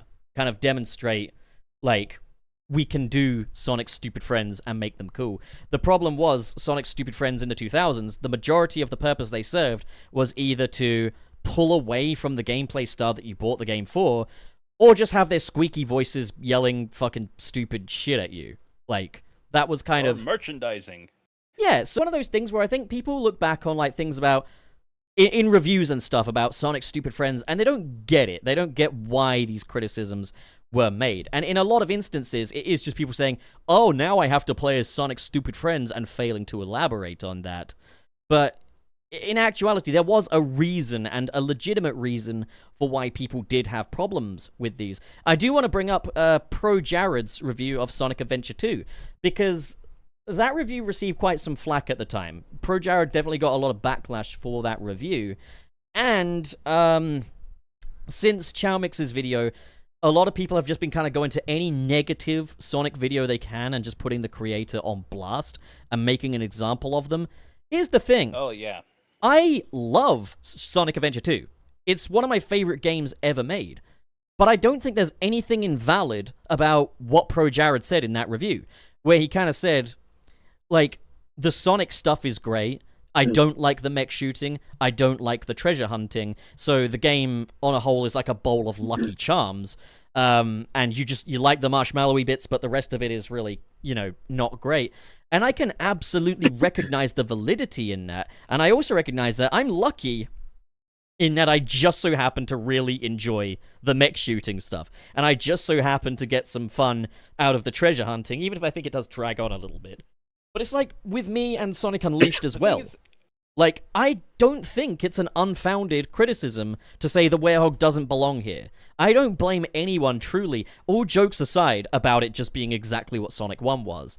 But, like, all jokes aside, I don't blame anyone for not liking the Werehog. You bought a Sonic game, you want a high-speed platformer, and you're naturally going to resent when you are pulled away from that for large stretches of time, because it's like you've signed a binding contract. I will buy the Sonic game so I can do the Sonic thing, so I can move at a high speed. And then they're like, about that, here's God of War. It's like, what the fuck you doing? I just so happen to enjoy the Werehog in the same way that I just so happen to enjoy mech shooting and treasure hunting. So I'm good. I'm pleased as punch. But at the same time, I can absolutely recognize the validity in people that say, Sonic's stupid friends need to go, the Werehog needs to go. I can get it, And I think that's the big problem here, was that the influence that this kind of stuff had on Sega wasn't really the faults of every Tom, Dick, and Harry jumping on a microphone. Again, internet's gonna internet, and I wouldn't hold it against Pro Jared or Aaron Hansen if their reviews were not full to the brim with great faith criticism, because they don't claim to be a reputable outlet or anything like that. These are just dudes saying what they think on the internet, and internet is gonna internet at the end of the day. I would never blame them for the downfall. The thing is that you're also, like, that is also two different kinds of ways that those are two different people who speak about the franchises. You get Aaron Hansen, his whole thing is just, kind of shooting the shit and making jokes. Like, yeah, you get the Sonic, bitch, Sonic every once in a while. But then you also have Pro Jared, who, hey, look, you might not agree with the reviews, but he does kind of go in depth enough with those videos to where, like, okay, you could see where he wouldn't really enjoy playing as Knuckles, playing as doing the treasure hunting, playing as the mechs, or thinking that some parts of the stories are ridiculous, like Sonic and Shadow being confused for one another. It's like, he can explain it in just in a good enough way where you could see that. Doesn't mean you have to agree with it. Yeah, but I think that's something where a lot of people on the internet really are not using their brains, is that you don't have to agree with something, but you can recognize the validity in it. Like, for example, another one is Jebzone has been getting lambasted left and right, with people calling out his review on the cyber corruption of Sonic stories, how like Sonic Frontiers' story doesn't really work and stuff. And a lot of people are calling out Jebzone and saying, oh, he's so jaded, blah, blah, blah, blah, blah. I watched that video, and we had Jebzone on the day after I saw that video, because like we were going to do a video kind of about that video. It was picking up some traction at the time. And here's the thing, is I don't think Sonic Frontiers has a bad story. I don't think it is a bad game or anything like that. I really love Sonic Frontiers. But I couldn't really dispute anything he said or any of the points he made. There was a lot of very objective analysis in there as to why that story didn't work for him. And so while I don't agree with the sum total that this stuff makes the story bad, I was like, everything he's saying here is absolutely fair. But we're now just at a point where Sonic fans have gotten so defensive and are projecting so much onto these videos as well. Like, I see stupid shit like, oh, he talks like he thinks he's better than me, or he talks like he thinks he's above everyone else. It's like, at no point does he ever say anything to suggest that whatsoever. Like, never once. It's so much Is it just because he's speaking in a calm, collected manner, in a like a non-scattered way? Like, he's just speaking in a professional manner, and it makes people scared. Yeah, just people they pee their that pants way. when they hear that tone. It's like, oh no. But also, I don't think people realize that, and this probably doesn't apply to Jeb, but I don't think people realize that that can also be kind of ableist. So this is something where, like, I was in the past having a discussion about this YouTuber in the comic realm called Emergency Awesome with a buddy of mine.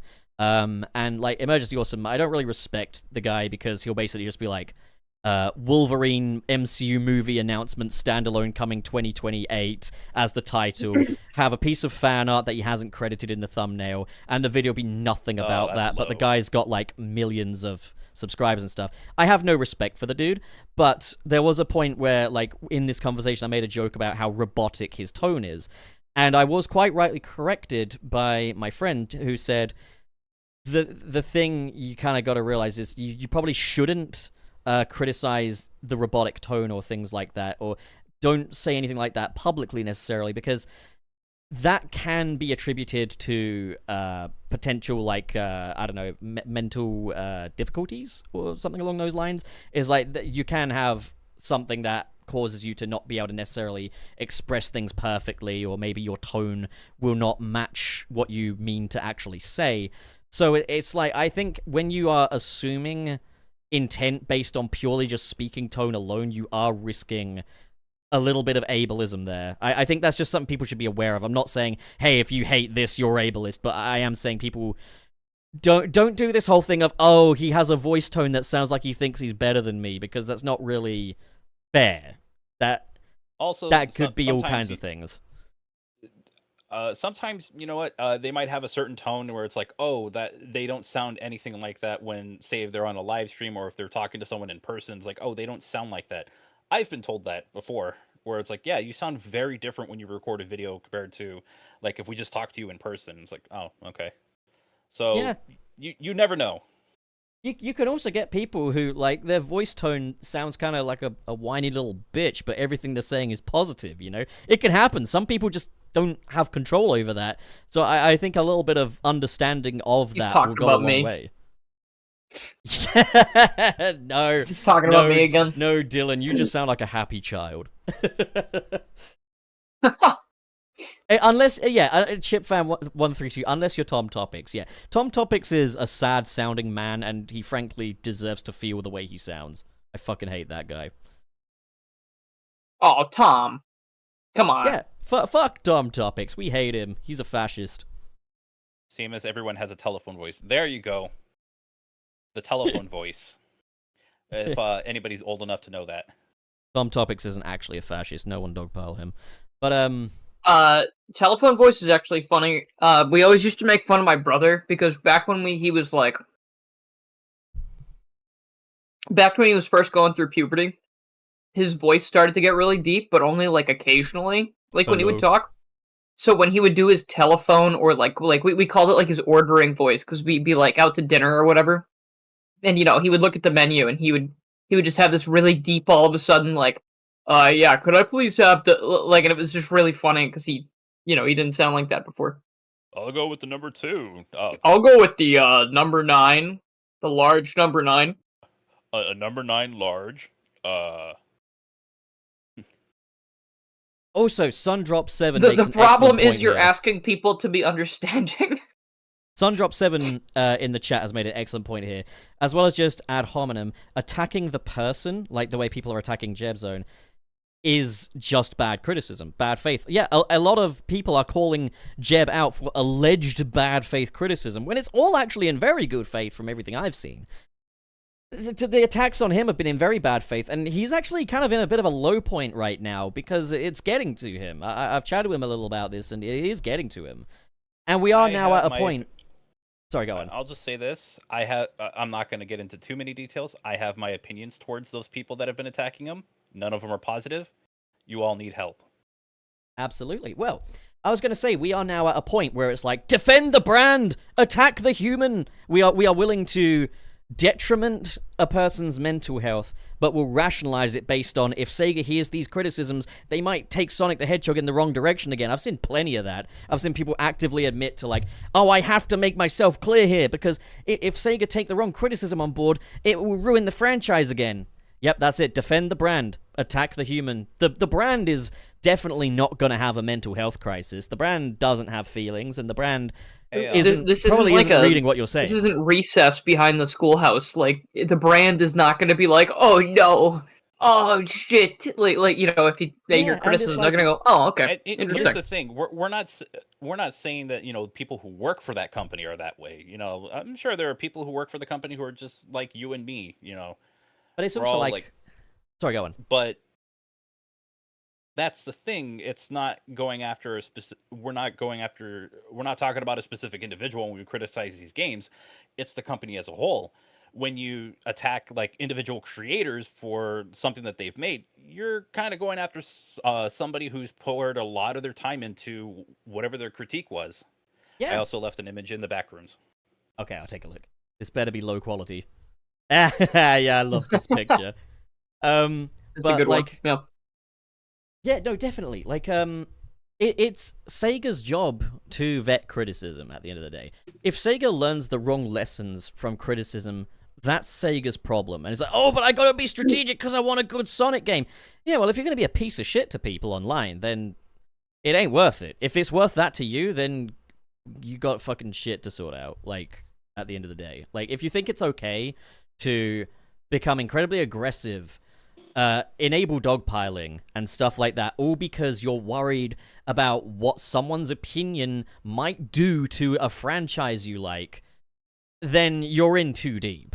You're into this franchise too much. Too much of your mental health is hinging on this. Listen, I want a good Sonic game. I want a really good Sonic game. I don't want them to stray away from the stuff they're getting right. But at the end of the day, if someone's going online saying, I fucking hate this open zone stuff, it's not Sonic to me, and I'm like, oh, but I love the open zone thing, so you could go to hell because Sega might see your review and change it. You know what that would make me? That would make me fucking stupid, is what that would make me. That's just how it is, Man. And it's reasons for the kinds of people that do, like, that will dogpile someone else for an opinion like that, for any kind of critique. That's the reason why I tend to not want to associate myself with the Sonic franchise, with the Sonic community. It's like, I like Sonic stuff, and that's as far as it goes. That's the thing, is we previously had the Sonic fandom previously had a reputation for, you guys like shitty games. And it's like, well, the blame's... Yeah. Well, yeah, it's like, well, there the blame would be on Sega. Sega makes shitty games, we like shitty games. Now the fucking reputation of the Sonic fandom is that we're a bunch of corporate sympathizers and white knights for a fucking brand. Like, and that we're willing to throw people under the bus. All because we're scared. Not very hard, and that is really difficult to dispute when you see it almost every day. Yeah, and the thing is, like, I'm seeing people say, oh, watch this, now he's going to claim there's a toxic positivity problem. In trying to preempt something someone's going to say and then invalidate it, that's a manipulative tactic, so I severely hope you people don't get into relationships. That's all I'm going to say. If you engage in stuff like that in an argument with your spouse, then Oof. Oh, Okay. I see divorce in your future. I hope they leave. Yeah, They it's deserve like, better. hey, wife, you don't like Sonic Frontiers? Well, you're a piece of shit, wife. Watch this. My wife is now gonna say, "Oh, there's a toxic positivity problem." Like, brother, They just say peek, peek, peek, hype, hype, hype. don't talk to strangers in any way you wouldn't speak to your wife. Okay, don't do it. I don't think they. Oh, online. Okay, I thought You want wanna walk up to those. You wanna go to those strangers. You wanna go to those strangers online and say, "God damn, you look good in that lingerie, man." How I want to peel those panties to the side. I want to give it to you all what night the long. fuck? You know. Hey, and on that note, how about we You do a wanna fun do- little PowerPoint party? Yeah. Yes, please. Thank you. Let's do this. Wait, hang on, wait. Let me just. All right, hang on. Should. Yeah, there we go.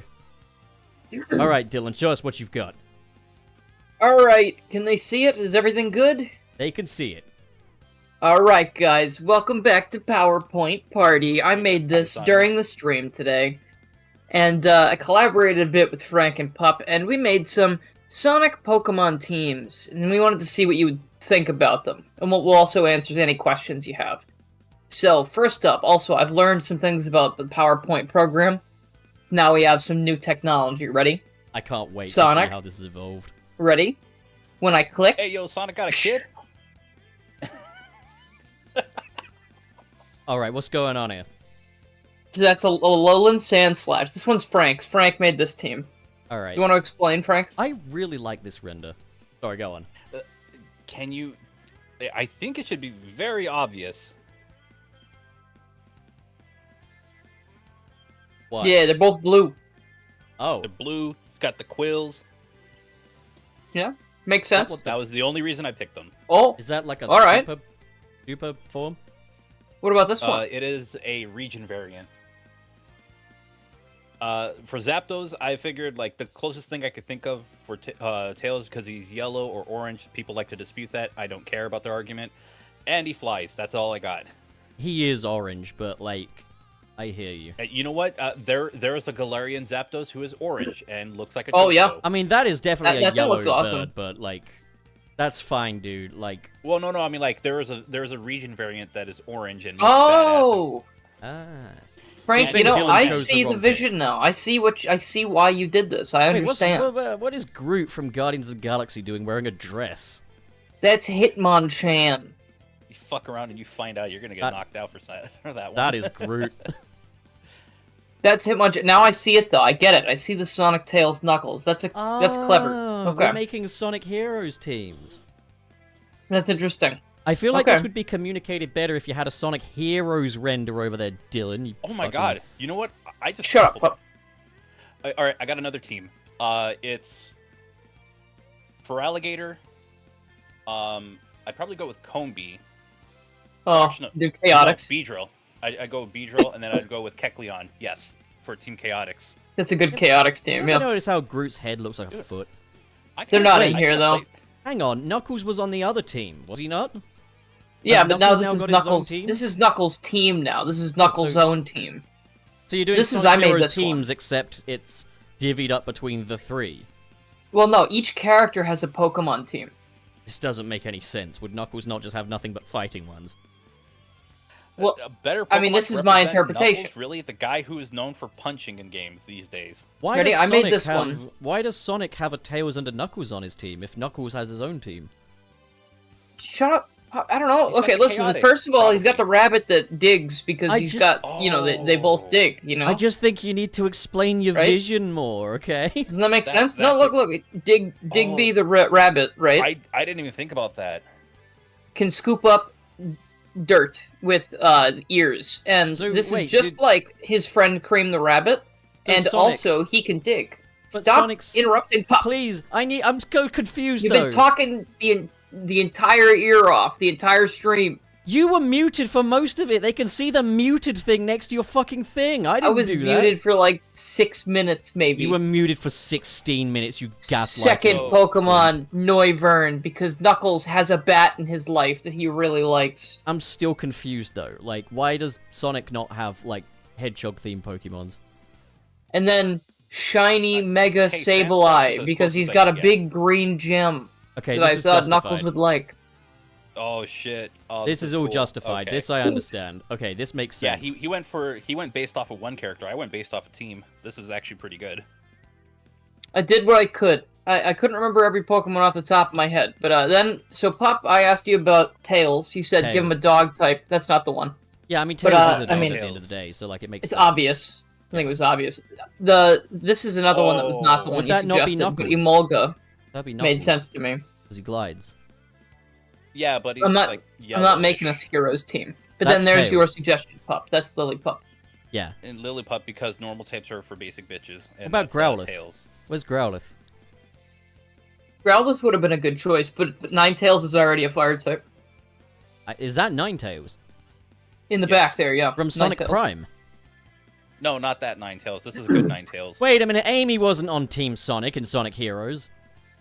This isn't about Sonic Heroes. Why does she have a I just team? went- She I went. should have I went nothing. with the Sonic.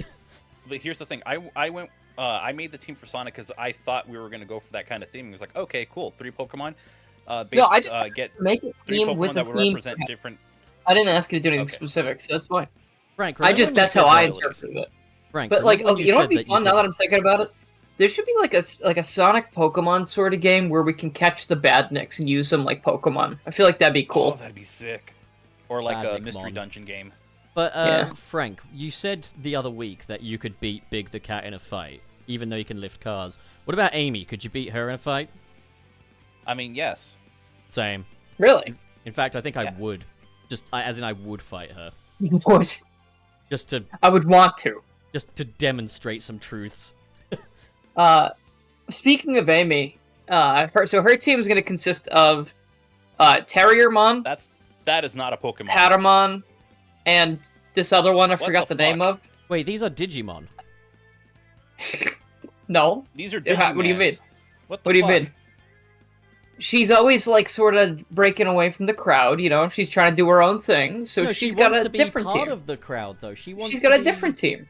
Yeah, wants she to wants to be be part with- of the crowd. How Yeah. do you When think she did ended you up at, like for Sonic Origins and Sonic Frontiers and Sonic Superstars? She's part of the group. She's always chasing Sonic. She wants to be part of it, man. Like, her arc in Adventure 2 is her... Oh, no, don't end this... Come on, man. Don't be like that. There we go.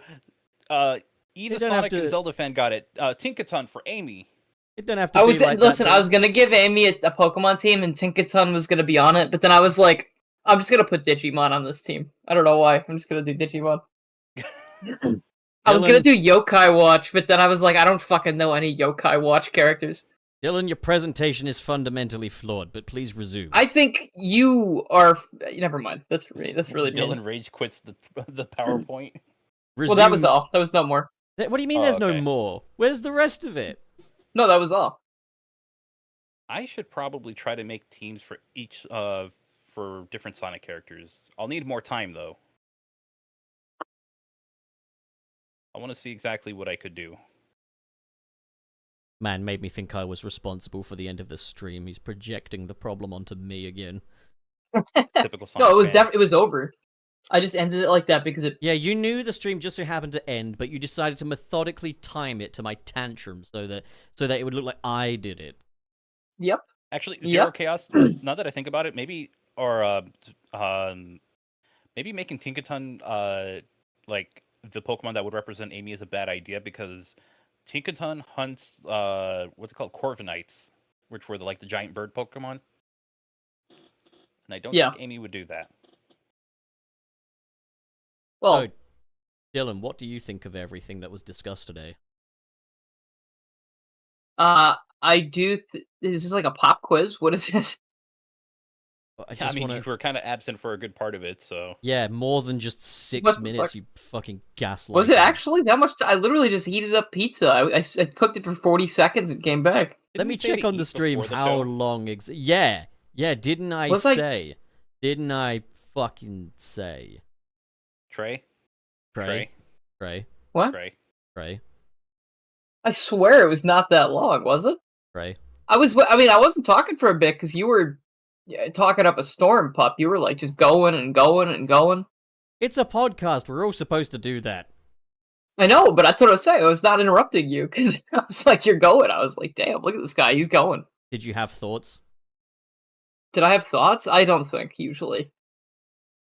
All right. I'm just kidding. Okay, no, sorry. All right, so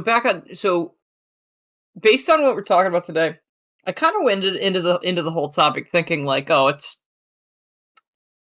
there might have been a lot of people trashing Sonic back then, and it definitely hurt the image. Like, I'm not going to say it didn't. Was all of it deserved? No. Most of it, yes. I'm going to say most of it probably deserved. And I think I'm going to put a positive spin on this. The way that the world has changed and how they're taking new criticisms, we've seen that change over the years, and I think that had to happen back then. Sonic had to really reach that point of, like, absolute rock bottom before he could start turning things around again. Sort of like all of us have to do in life, at one time or another. So I think that had to happen for us to get to the point where we are starting to get quality things again, and they are starting to understand what people are looking for again.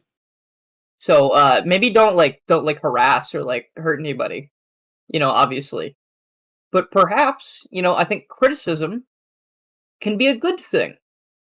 Crazy, right? It doesn't mean we hate something. It just means we want something to improve. We want to like sort of nudge someone in the right direction. I don't know. I just feel like sometimes when people see people make fun of something, or you think it means you hate it, and I think it's perfectly fine if you make fun of something you like or criticize something you like. It shows that you actually engage with it. It's not just this fundamental, oh, Sonic's in it, so I like it. Like you actually have reasons, thoughts, desires. Yes. You know what I mean? mean? Say is that I think I'm sure people got there was backlash for like a lot of those negative Sonic reviews back in the day, but I don't think it's gotten it. I don't think the amount that people were willing to go out of their way to harass those creators or the people behind it, like I don't think it's as bad as it is now these days. Like I think it's gotten significantly worse. I mean, hey, you know what? It's great that we do have people that are finding like the positives in the games that even if they don't like them, but like if somebody's criticizing the game that you like, you don't have to go super far and like DM them horrible shit or tell them horrible shit on like or like public dox them. social, yeah, or doxing them or whatever unhinged bullshit you want to do.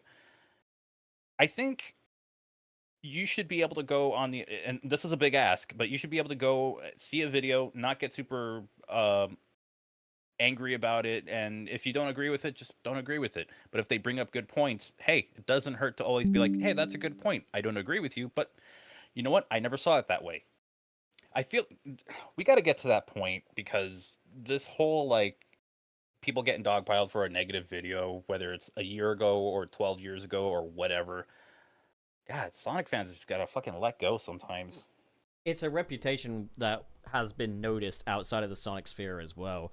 Because I did kind of clown on it a little bit at the time, but like there was that bit before Sonic Frontiers came out where I think one of the people in the IGN thing said, and I know that Sonic fans don't deal well with negativity, and I'm gonna get dogpiled for this, but I'm just gonna say this, that, and the other.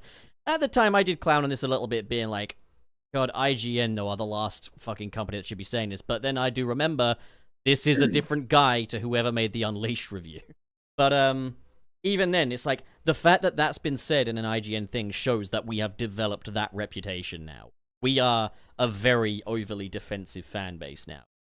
And people are cautious about criticizing anything around us. Now people have to step on eggshells, and it's because we have made that reputation for ourselves. Yep. You know how I just like video games a lot. I just like them. I like talking about good games. I like talking about bad video games. If you're gonna get mad, just do it in a comment section. If you're gonna do it on Twitter, I'll ignore you. just do it in a place where I can monetize it. If you're gonna get that mad, I'm half kidding and I'm half not kidding. Do it in a place where it's engagement that provides fuel for the video. Hey, if you're gonna get like so big mad about someone's video to the point that you feel like causing them negative effects to their mental health, scream into a pillow for a little bit, call up your GP and arrange some therapy appointments. Yeah, I was gonna say seek therapy. Like you genuinely, not to like laugh at that. I tend to do that for like, I laugh at shit. Okay, but you genuinely do need it if that's how you're gonna react to it. I've seen a couple of it's like a couple of like tweets from just one person towards another, and it's just like, good God, there is no way people can be this terminally online, but it's true, and it does happen, and get help. Yeah. Or get a girlfriend. I doubt relationships would help that person. In fact, they'd probably ruin that other person. Yeah, Work on yourself remember what I was saying A about relationship should not fix you. It should be something that you want to fix and work on yourself for. Another person should not have to fix you. Absolutely. Yeah, work on yourself before you want to go and ruin someone else. Absolutely, yeah. A relationship is not the solution to fixing big personality issues. Like, if you romantic movies may say otherwise, but it's not true. Yeah, if you don't want to just like be a mess and then mess with someone else. If you feel like you are far from at peace with yourself to a point where it makes you erratic in terms of emotions, just keep yourself to yourself for a little bit, work that out, and then maybe think about it. Alright? Go outside, get some sun. Why are we giving dating advice? What are we talking about? No, look, here's what I'm going to say. If you are mentally unhealthy, then you don't deserve love. You put that on a t-shirt. No! That explains so much about me. No. Actually, no. Let me make something clear. The views of Channel Pup do not. Actually, no. I have it right here. It says the views of Channel Pup do apply to everyone and represent the views of the show as a whole. No, every single person who's ever been on the show. Well, this is my last episode on the show. Yeah, it doesn't matter, mate. You're still represented Frank will by be starting the At Dawn podcast. Now you don't get to reap the rewards of sharing a show with my wonderful, charismatic self. Oh no! Whatever will I do? No, but let me elaborate a little bit though. Let me elaborate a little bit, all right? Because I'm only half joking in that I don't think anyone actually deserves love. Like, no one is entitled to love. Just be someone who is lovable, and love will come. That's kind of graphic. I don't know if we're allowed to say that. We might get the age gate on this. Frank, you're ruining the moment. Look, man, if you feel like you deserve LA 10s, I have news for you. You don't. You don't even deserve the Arkansas 8s, okay? What are you talking about? Oh, fuck off, pup. What is we'll it, tell you after the show. All I'm saying is no one. Is that like in a the fighter world, plane? No one in the We'll tell world. you after the show. What are you talking about? The only point I'm making, I'm not wording it perfectly, but the only point I'm making is no one is entitled to the love of another person. Yeah. So just be your best you, and just enjoy the here and now. That's all I can say. All I can say, my best advice is just get a copy of Mario and Luigi Superstar Saga, play it with your significant other, and nothing will ever go wrong ever again. And be good to each other. Be kind. Unless you keep... Okay. Help others. I hear sweet attracts better than sour, so... Well, there's an actual saying for that, but I'm just... Unless you're into Haribo Tanfastics. I mean, you ever put Haribo... Let's not. Haribo Tanfastic down your pee-pee hole? It really hurts. I cannot say that I have done that. My agent called me just now and said, do not talk about this. Because he knows what you did, Dylan. We're at that point where, the main topic is actually over, so we can kind of just talk about whatever while we have the time. Okay. So Mario and Luigi Brothership just got announced. I like the visual style a lot. I really like how that game looks. It's fucking gorgeous. I love it, and I was I was so happy. Oh my god! I was unfortunately I woke up at 9:55 to watch the direct at 10, and I couldn't get ready to stream because I was like, it's probably gonna be fun, but I don't do very good reactions, and I don't know, it's probably just gonna be okay. And they start with the best thing I could have ever asked for, and I was just like, oh my god, how do you do this to me? Let me tell you something, Dylan. Can I ask you a question? Yes. Do you hope to someday have a meaningful relationship with another human being? What does it have to do with Mario and Luigi Brothership? I just want to ask you if at some point in life you have any intentions of being in some kind of romantic relationship with another human being. If that's an idea you like. Probably. As long as they will play Mario and Luigi Brothership with me. I have one thing that I want to throw your way. I just want to give you a bit of motivation. Okay. In the world of love and romance, you have had your lot. It's over. It's over. That chapter of your life is done. You will not have that again. Okay. Thanks. Just let it go. It would certainly save me a lot of time. Just let it go entirely. I mean, he's got a point. He's got a point. Frank. Yes? Do you like the idea of a meaningful romantic relationship with another human? Yes, I do. But they gotta play Mario and Luigi Brothership. This is why Dylan has had his lot. There are many games that they can play, and if it so happens to be a very fun co-op game, I am willing to play along. Oh, hell yeah. It looks like it could possibly have the potential to be co-op. Maybe. All I want is a nice lady to play Sonic Superstars with. That is why I will never be in a relationship again. Yeah, there aren't any. No one wants to do that. No one wants to do that. I'm sorry. No one want to do that. If I were in a situation like that, it'd be like... It's because of the game. You want to laugh at a bad game? No, I wouldn't do that. At a bad co-op.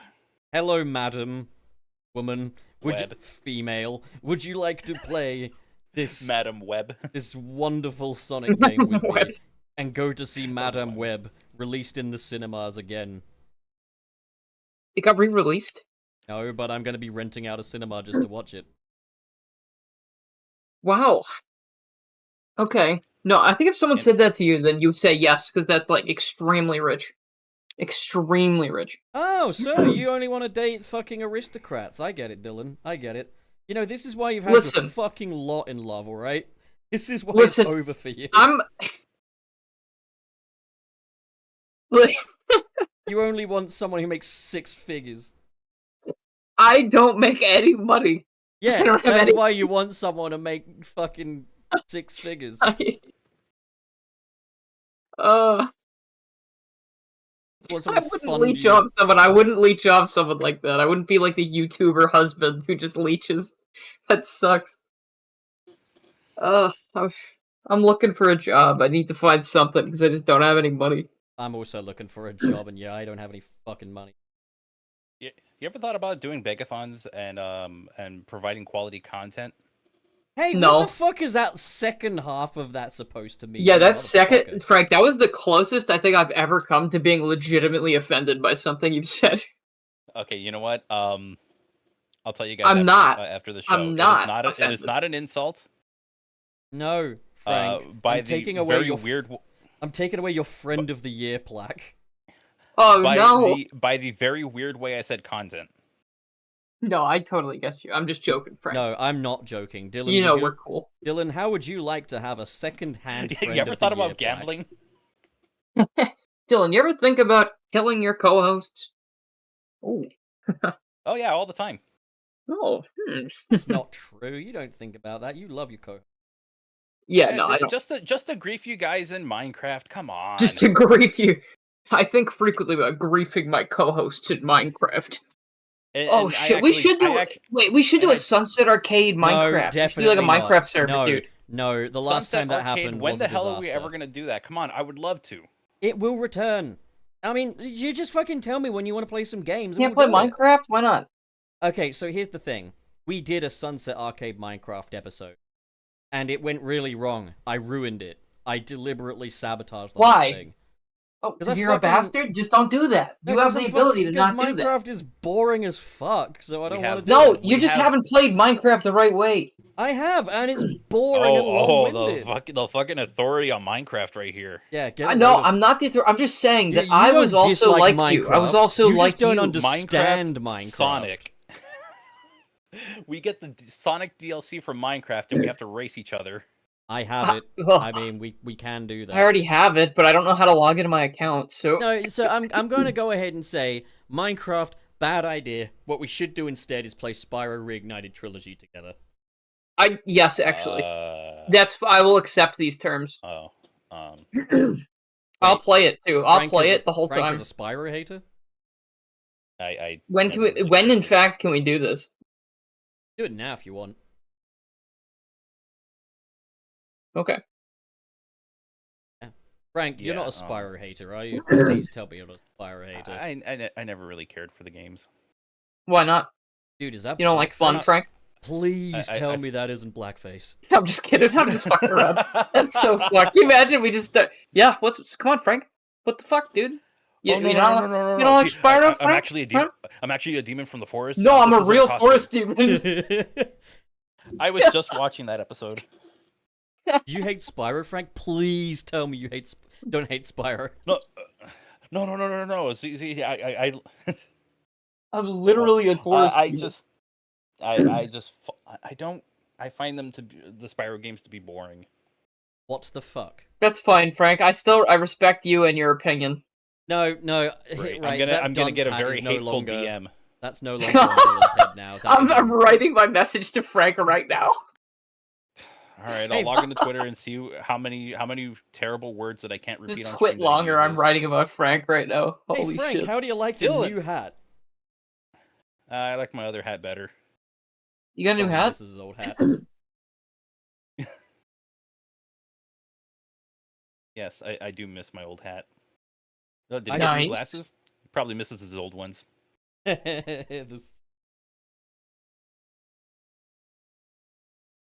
So, you see any funny memes lately that made you XD? No. No? No, not really. I have been seeing memes for the new Zelda game. It is just Zelda with a steel chair in a wrestling ring, and it's hilarious. Everyone keeps making these arts of Zelda, like, holding a chair or, like, a table above her head, getting ready to kill Ganon, and it's really funny. Oh, there's a Sonic conversation we can have, alright? Oh, great, okay. Just for the sake of, Sunset City. So, Peach has had a game. That game being called Woman Plays Pretend. Zelda now has a game. Peach has two games, actually. Peach has two games. Yeah, technically that is her second game, and this is also Zelda's second game. Yeah, there is Woman Does Not Go on Real Adventure. No, Zelda's third game. Pretend. Third game? Yeah, she had two CDI games, remember? Oh shit, that's right. Yeah, Zelda's Adventure. Well, okay. Anyway, holy crap! There are 3 Legend of Zelda games, and Link is only in one of them. What? Or is playable? No, he's in a lot of them. The point I'm making. Like, what? There are only 3 on the CDI. Oh, on the CDI. Only in one of them. Yeah, sorry. The way you phrased that was so funny. There's only 3 games, and Link's only in one of them, and I was like, "What are you talking about?" Gentlemen, the point I'm Link's making Awakening here. And A Link to the Past. The point you meant like in total. The point I'm making is that the glass ceiling is indeed shattering. Women's suffrage is finally paying off. So, what do you think Sonic will do? Do you think Sonic could do something? But do you think I don't think. And if they did, what would they do? They will do something 10 years from now. They will release Sonic Boys Collection. Only. I think that genuinely. They go backwards. For as much as I like Amy, I don't think she's like iconic enough, like to be put on a could you imagine like Amy Rose, like the year of Amy Rose being put up at like Times Square? Like people would be like, "What the fuck is that?" That's so rude. You know? That is so sexist of you. What the fuck do you... No. Dylan wants a year of Metal Sonic instead. Okay, hold on. That Dylan would be wants- pretty fucking cool. Not gonna lie, that'd go pretty hard. What Dylan wants is That would a be Sonic- pretty metal.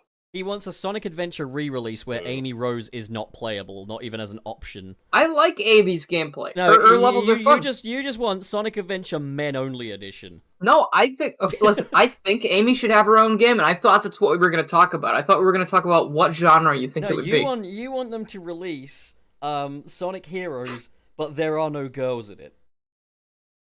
So Team Rose is gone. Team Rose is gone. Big would still be there, he'd be alone. Rouge is no longer in it. Dylan was like a Big would have to be part of Team Dark then. Dylan is a huge proponent that of seems... like Amy shouldn't be in the movies because she isn't. Oh my god! I have not said any of these things, and Pup is just talking out of his fucking nose hole. Nostril. Hello there, Dylan. Oh god. So as for the genre, if they were to make like an Amy-centric game, I think basically they should do, and this is not for any, just because I think this worked really well, I think they should take after Murder of Sonic the Hedgehog, and they could do spin-off games in visual novel form about characters. I think that'd be fun. What a disgraceful idea. I want an Amy Metroidvania. You know what I want? That'd be cool. There's a couple of games that do a pretty good job with it. I could see the Sonic franchise working with it. Do like an Ace Attorney or like, like Professor Layton style game or something. I think that could be fun. I don't know a thing about those games except for people talk and they say objection. Well, I mean, I know that there's like a sexy clown. It's a pretty good. An Ace Attorney? What? Yeah. What? Yeah, the one that gave. Yeah. Yeah, that was a meme for a while. Fucking Clossy Fever. But okay, so thinking about it, what I would love from an Amy game, right, would be open zone, but you're in like little populated cities now, and you've got Amy's moveset from Frontiers more or less, but the main focus is going up to NPCs and being a bit of a matchmaker, just kind of getting these different NPCs around these little areas to kind of fall in love with each other. I remember Sonic Unleashed had an NPC game in there where there's this dude and he's looking for love in Spagonia and you have to talk to different people that might be interested. In the end, he ends up with the Sonic was Tinder before Tinder. In the end, this skinny little dweeb ends up with a very, very large woman, and I'm not making fun of him, but anyways. Sonic Grinder.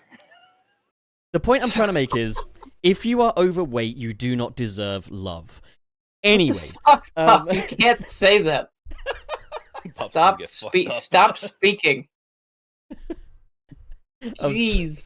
This fucking guy.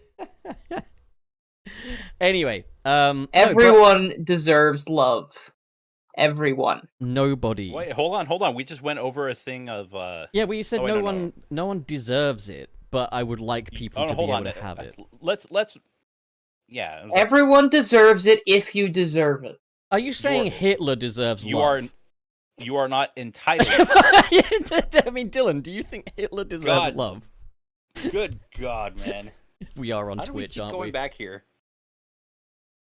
How do we keep going back here? Does he deserve love? I'm just gonna look at images of Zelda with a steel chair. I need Zelda to come in with a steel chair and hit Pop over the head. But the fact is, okay, give me an open zone game that focuses a bit more on NPC missions like that. But you know what would be really cute as well is if in the little cyberspace missions, the story framing device for like a cyberspacey thing is just she's seen Sonic and you're now just chasing after him. And at the end of the level, on the little results screen, you just see her tackle hug him, like she always does. Aww. Like in Sonic CD when she like jumps and like tries to grab you at the end of Pop Trade Panic or whatever. In Sonic X and shit, like you see Amy chases Sonic around, but whenever she actually gets there, all she ever does is tackle hug him. Like she just fucking hugs the shit out of him. So I'm just like, have that on like the little S rank results screen. You just see a fucking tackle hug Sonic. Yeah, that's fine. I mean, ideally, I would like it to be a platformer, but I was thinking, like, I don't know, companies try to change up the gameplay. Like, they didn't just make the Peach game a platformer, they made it, like, a weird fucking role playing game or whatever. But just imagine Not like role playing like RPG game, like a weird imagine like open, she dresses up in costumes game. Imagine open zone Sonic, but you've got Yakuza style sub stories, but they all pertain to Amy being a bit of a matchmaker, helping people find their one true love. Sure. I mean, as long as it's platforming, I don't give a shit. There's platforming in That there. sounds fun to me. Whatever. There's platforming to reach some of these NPCs. So like these open zones are built around platforming, but to find these NPCs, like sometimes they're stood on a rooftop because maybe they're just up there. Is it fun? I don't know. Is it fun? I mean, ideally you'd want it to be, right? Like that would. Okay. Like, it as long as it's fun. It could be like, okay, Paul is stood on a rooftop and he's sad because the. Okay, I'm just gonna say take away the obvious connotation. Could you imagine if we were like, here. we're making a hypothetical game, and it's like, but is it a fun game? And you're like, no, not really. Imagine it's like Paul, all right? Paul is a character in the Sonic universe now. He's Paul the Paul the Pangolin. Paul the Blart.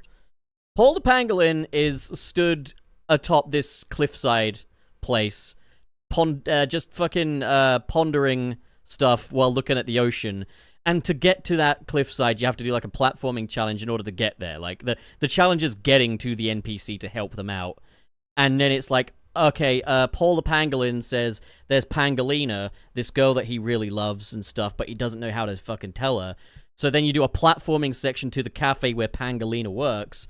And... Can Pangolina not be a pangolin, though? Can Pangolina be like an ostrich? No, Pangolina's a human. And then at the end, it's like, surely if she were Pangolina, she'd be a pangolin. Right, now you're just ripping off smiling. Yeah, but that would be so funny because that would incorporate Amy's poor eyesight into the story. Like, because, I mean, she's mistaken Shadow and Silver for Sonic. She does have poor eyesight. Build it in that she has really bad eyesight, so make it so that every so often you're just sent in the wrong direction. Like, the game tells you, oh, Pangolina must be here. You meet a human and assume it's Pangolina. And they could have it so it's like you have an option of whether or not to just follow it up, expect this human to be Pangolina, or you actually look for the real Pangolina. Like, you could doubt yourself.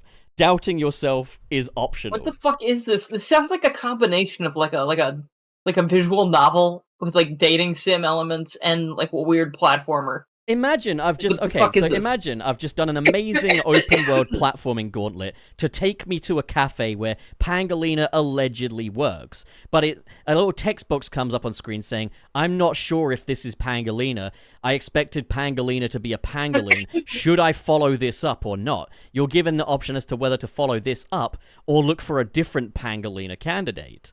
And so the choices you make will determine Paul the Pangolin's love story. Whether or not Paul the Pangolin ends up with a pangolin. All right, we're going too deep. We're going human. too deep. Stop. We need to stop. I think this is a good idea, to be honest. I'm liking this. I would play this. We're descending into madness here. Like, I feel like if you keep going, we're gonna have a full game. It's not madness. It's not because you could do the smiling friends thing of giving who you suspect to be Pangolina the benefit of the doubt, or you could have multiple choice. Ask her if she's Pangolina. And then you could ask Pangolin Paul if he's interested in Jessica the human. Paul. Could someone please draw Paul the Pangolin and Pangolina? Oh, it's a question for the chat. Where did you get the idea we'd be talking about Sonic 3 today? Like, where did you get that idea? What do you mean Sonic 3? What? I've seen people saying I was expecting this episode to be about the movie? Sonic 3 trailer. It's like, where did you get that? Did you get it from the title? Did you get it from the thumbnail? Who trailer? Told you that? Who told you that it was going to be about that? It's not. No, we're talking about fucking Pangolina.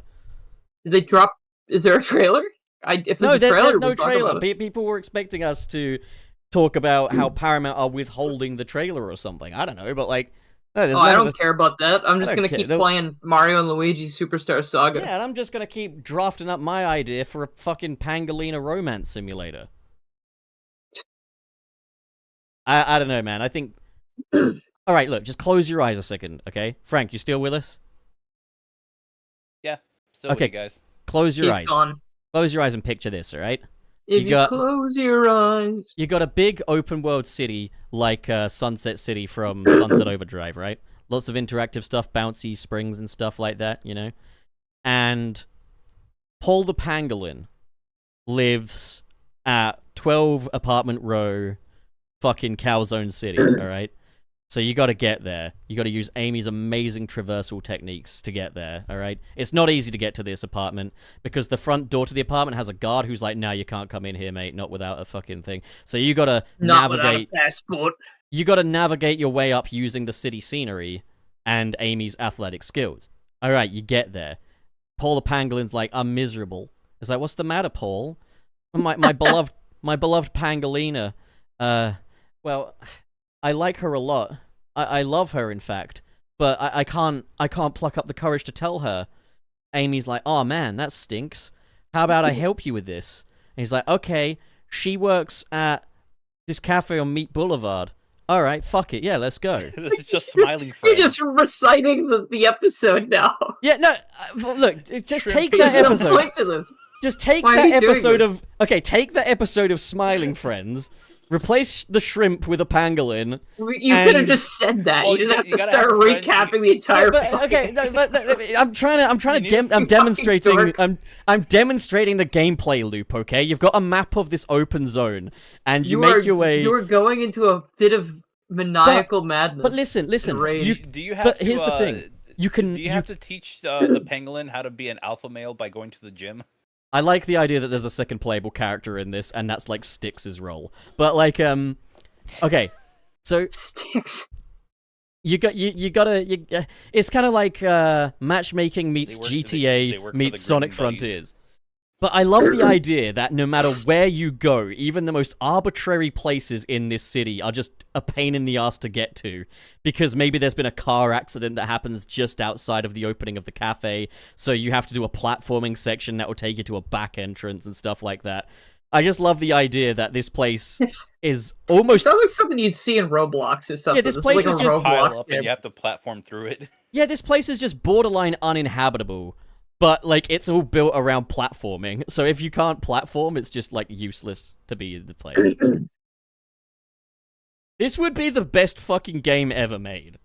I would play the Just need a shit Smiling out of Friends this. video game. Give me... I okay, would yeah. play a Smiling Friends video game. But are you would do seeing the vision with what I'm saying here and how this could make a great Amy Rose On game? one condition, if they include all of Daveland. Look, shut the fuck up, alright? We're moving away from Smiling Friends here. The point is, that's just one of many little stories in this. You just And the game ends when you've spread enough love around to make the whole city happy. That's impressive. The happiest city They should have like the in final boss. this world. The final boss of the basically playing game. as Pim. The final boss of the game is like someone who's genuinely undateable, and you have to get him a date.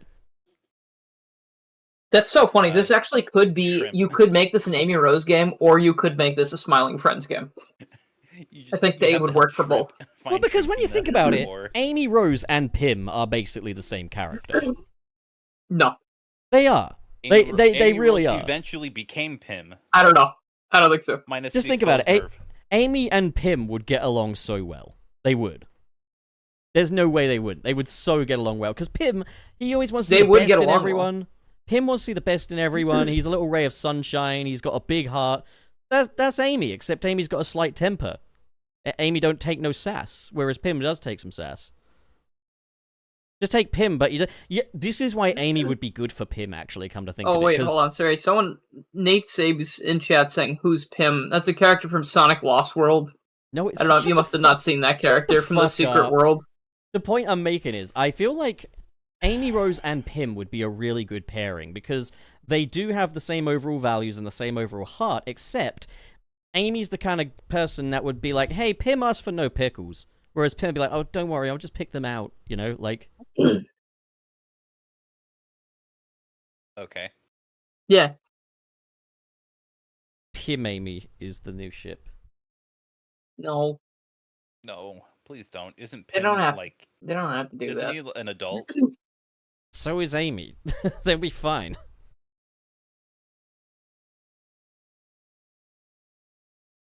They're both pink, Oh. too. So I've compiled some super chats. Oh, have you? I have in the super chat mailbag, and Like it's a nice and fancy way clean of and just- tidy. Fancy way of asking me to leave, I see. Alright. Yes. Piece of shit. But do we get Borger?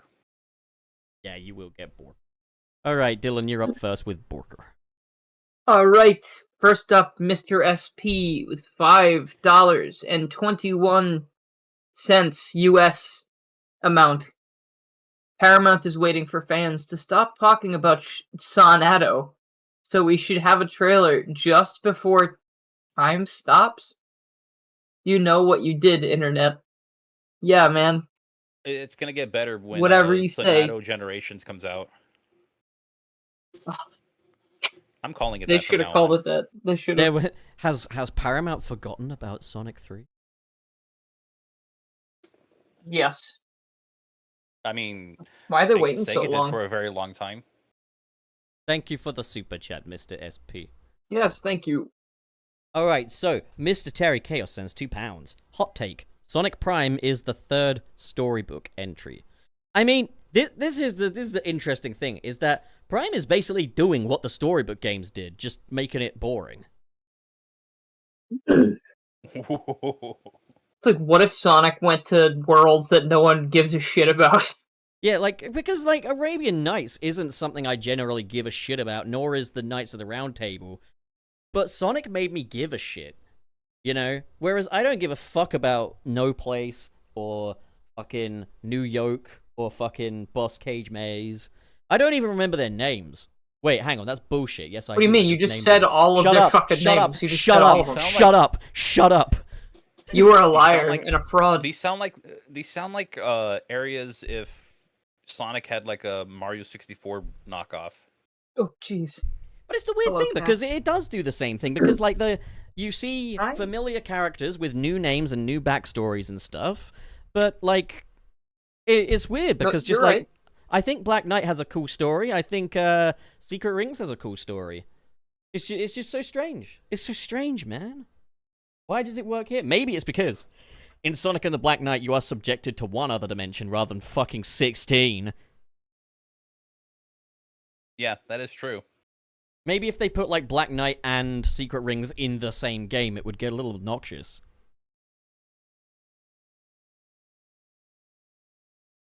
Well, yeah, either way, like you wouldn't have enough time spent on one area. You know, kind of seems like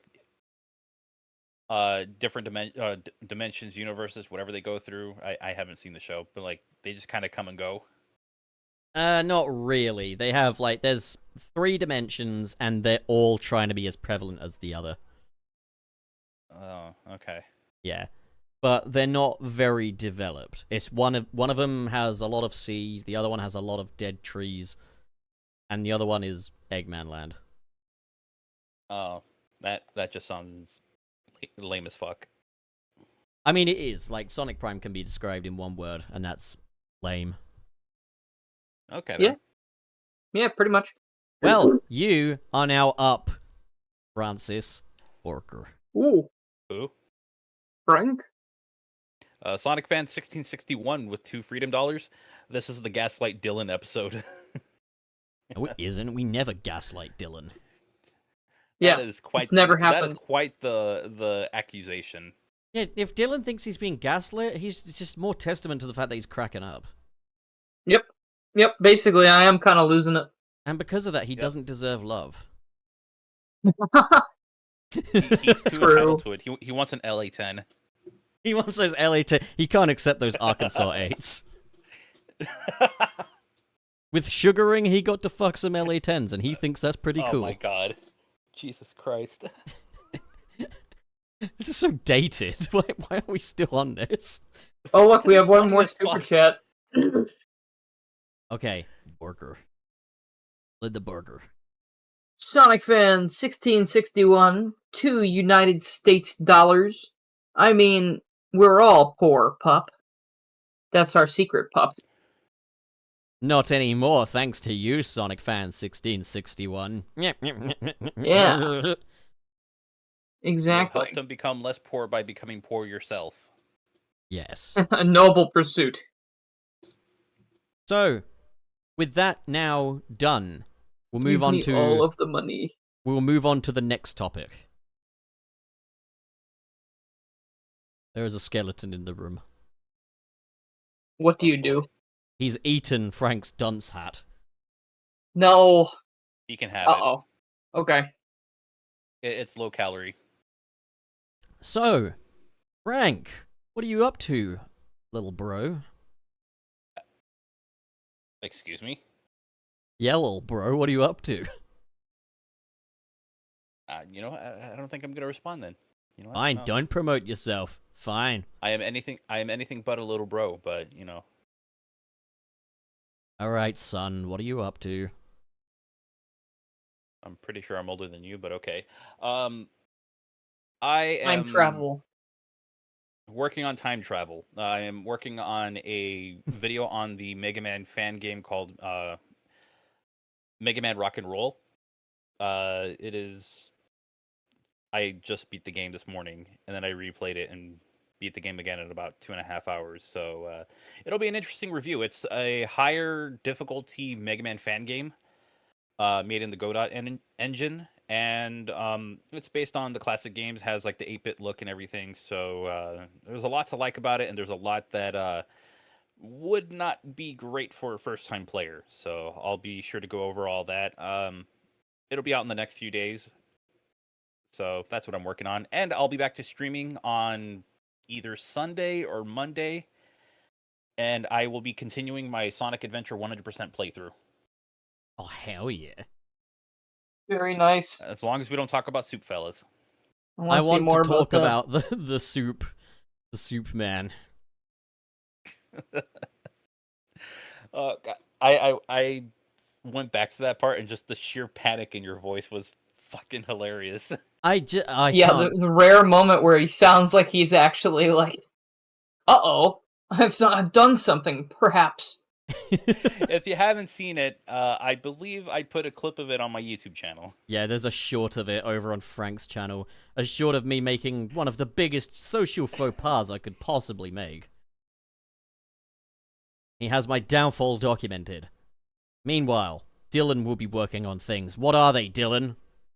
Oh gosh, I might have a video that's related to Sonic and the Secret Rings, tomorrow or Sunday, if not sometime next week, I guess.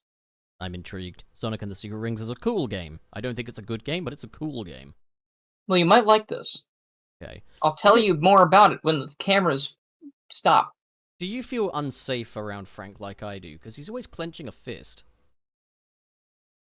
Oh, you saw that? He's always got, like, both of his fists clenched above his head. Well, I only see one fist clenched, but, like... yeah, anyways. Yeah, damn right, better be intimidated. You better be scared. Oh god, Big Frank's gonna fight the skeleton! No.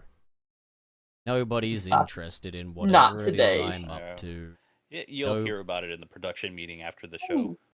Nobody's What? interested in whatever it is I'm But up my to cat's on trying to my say something. YouTube. Shush. Nobody wants to ask me. Nobody Channel Pup, wants to... what are you up to? I'm glad you asked, my friend. Oh, sorry. So, My cat walked into the room, I'm sorry. it's always excuses with you. Anyways, over She walked on... in, she started meowing. He doesn't even let me speak, does he? This fucking guy. Yeah. So- I know, right? Over on my channel, I have just published a video all about Sonic's biggest problem, how to fix it. Spoiler. There's just a lot of problems that permeate through the entire franchise stem from the focus on branding, and how fixing that can definitely make improvements to the rest of everything. And I've been told it is quite good, but I suggest a lot of different ideas for how they could really refresh Sonic for the 21st century. And that's all she wrote. That is the That's end of the awesome. episode. Who wants the last word? I do. Could I sing?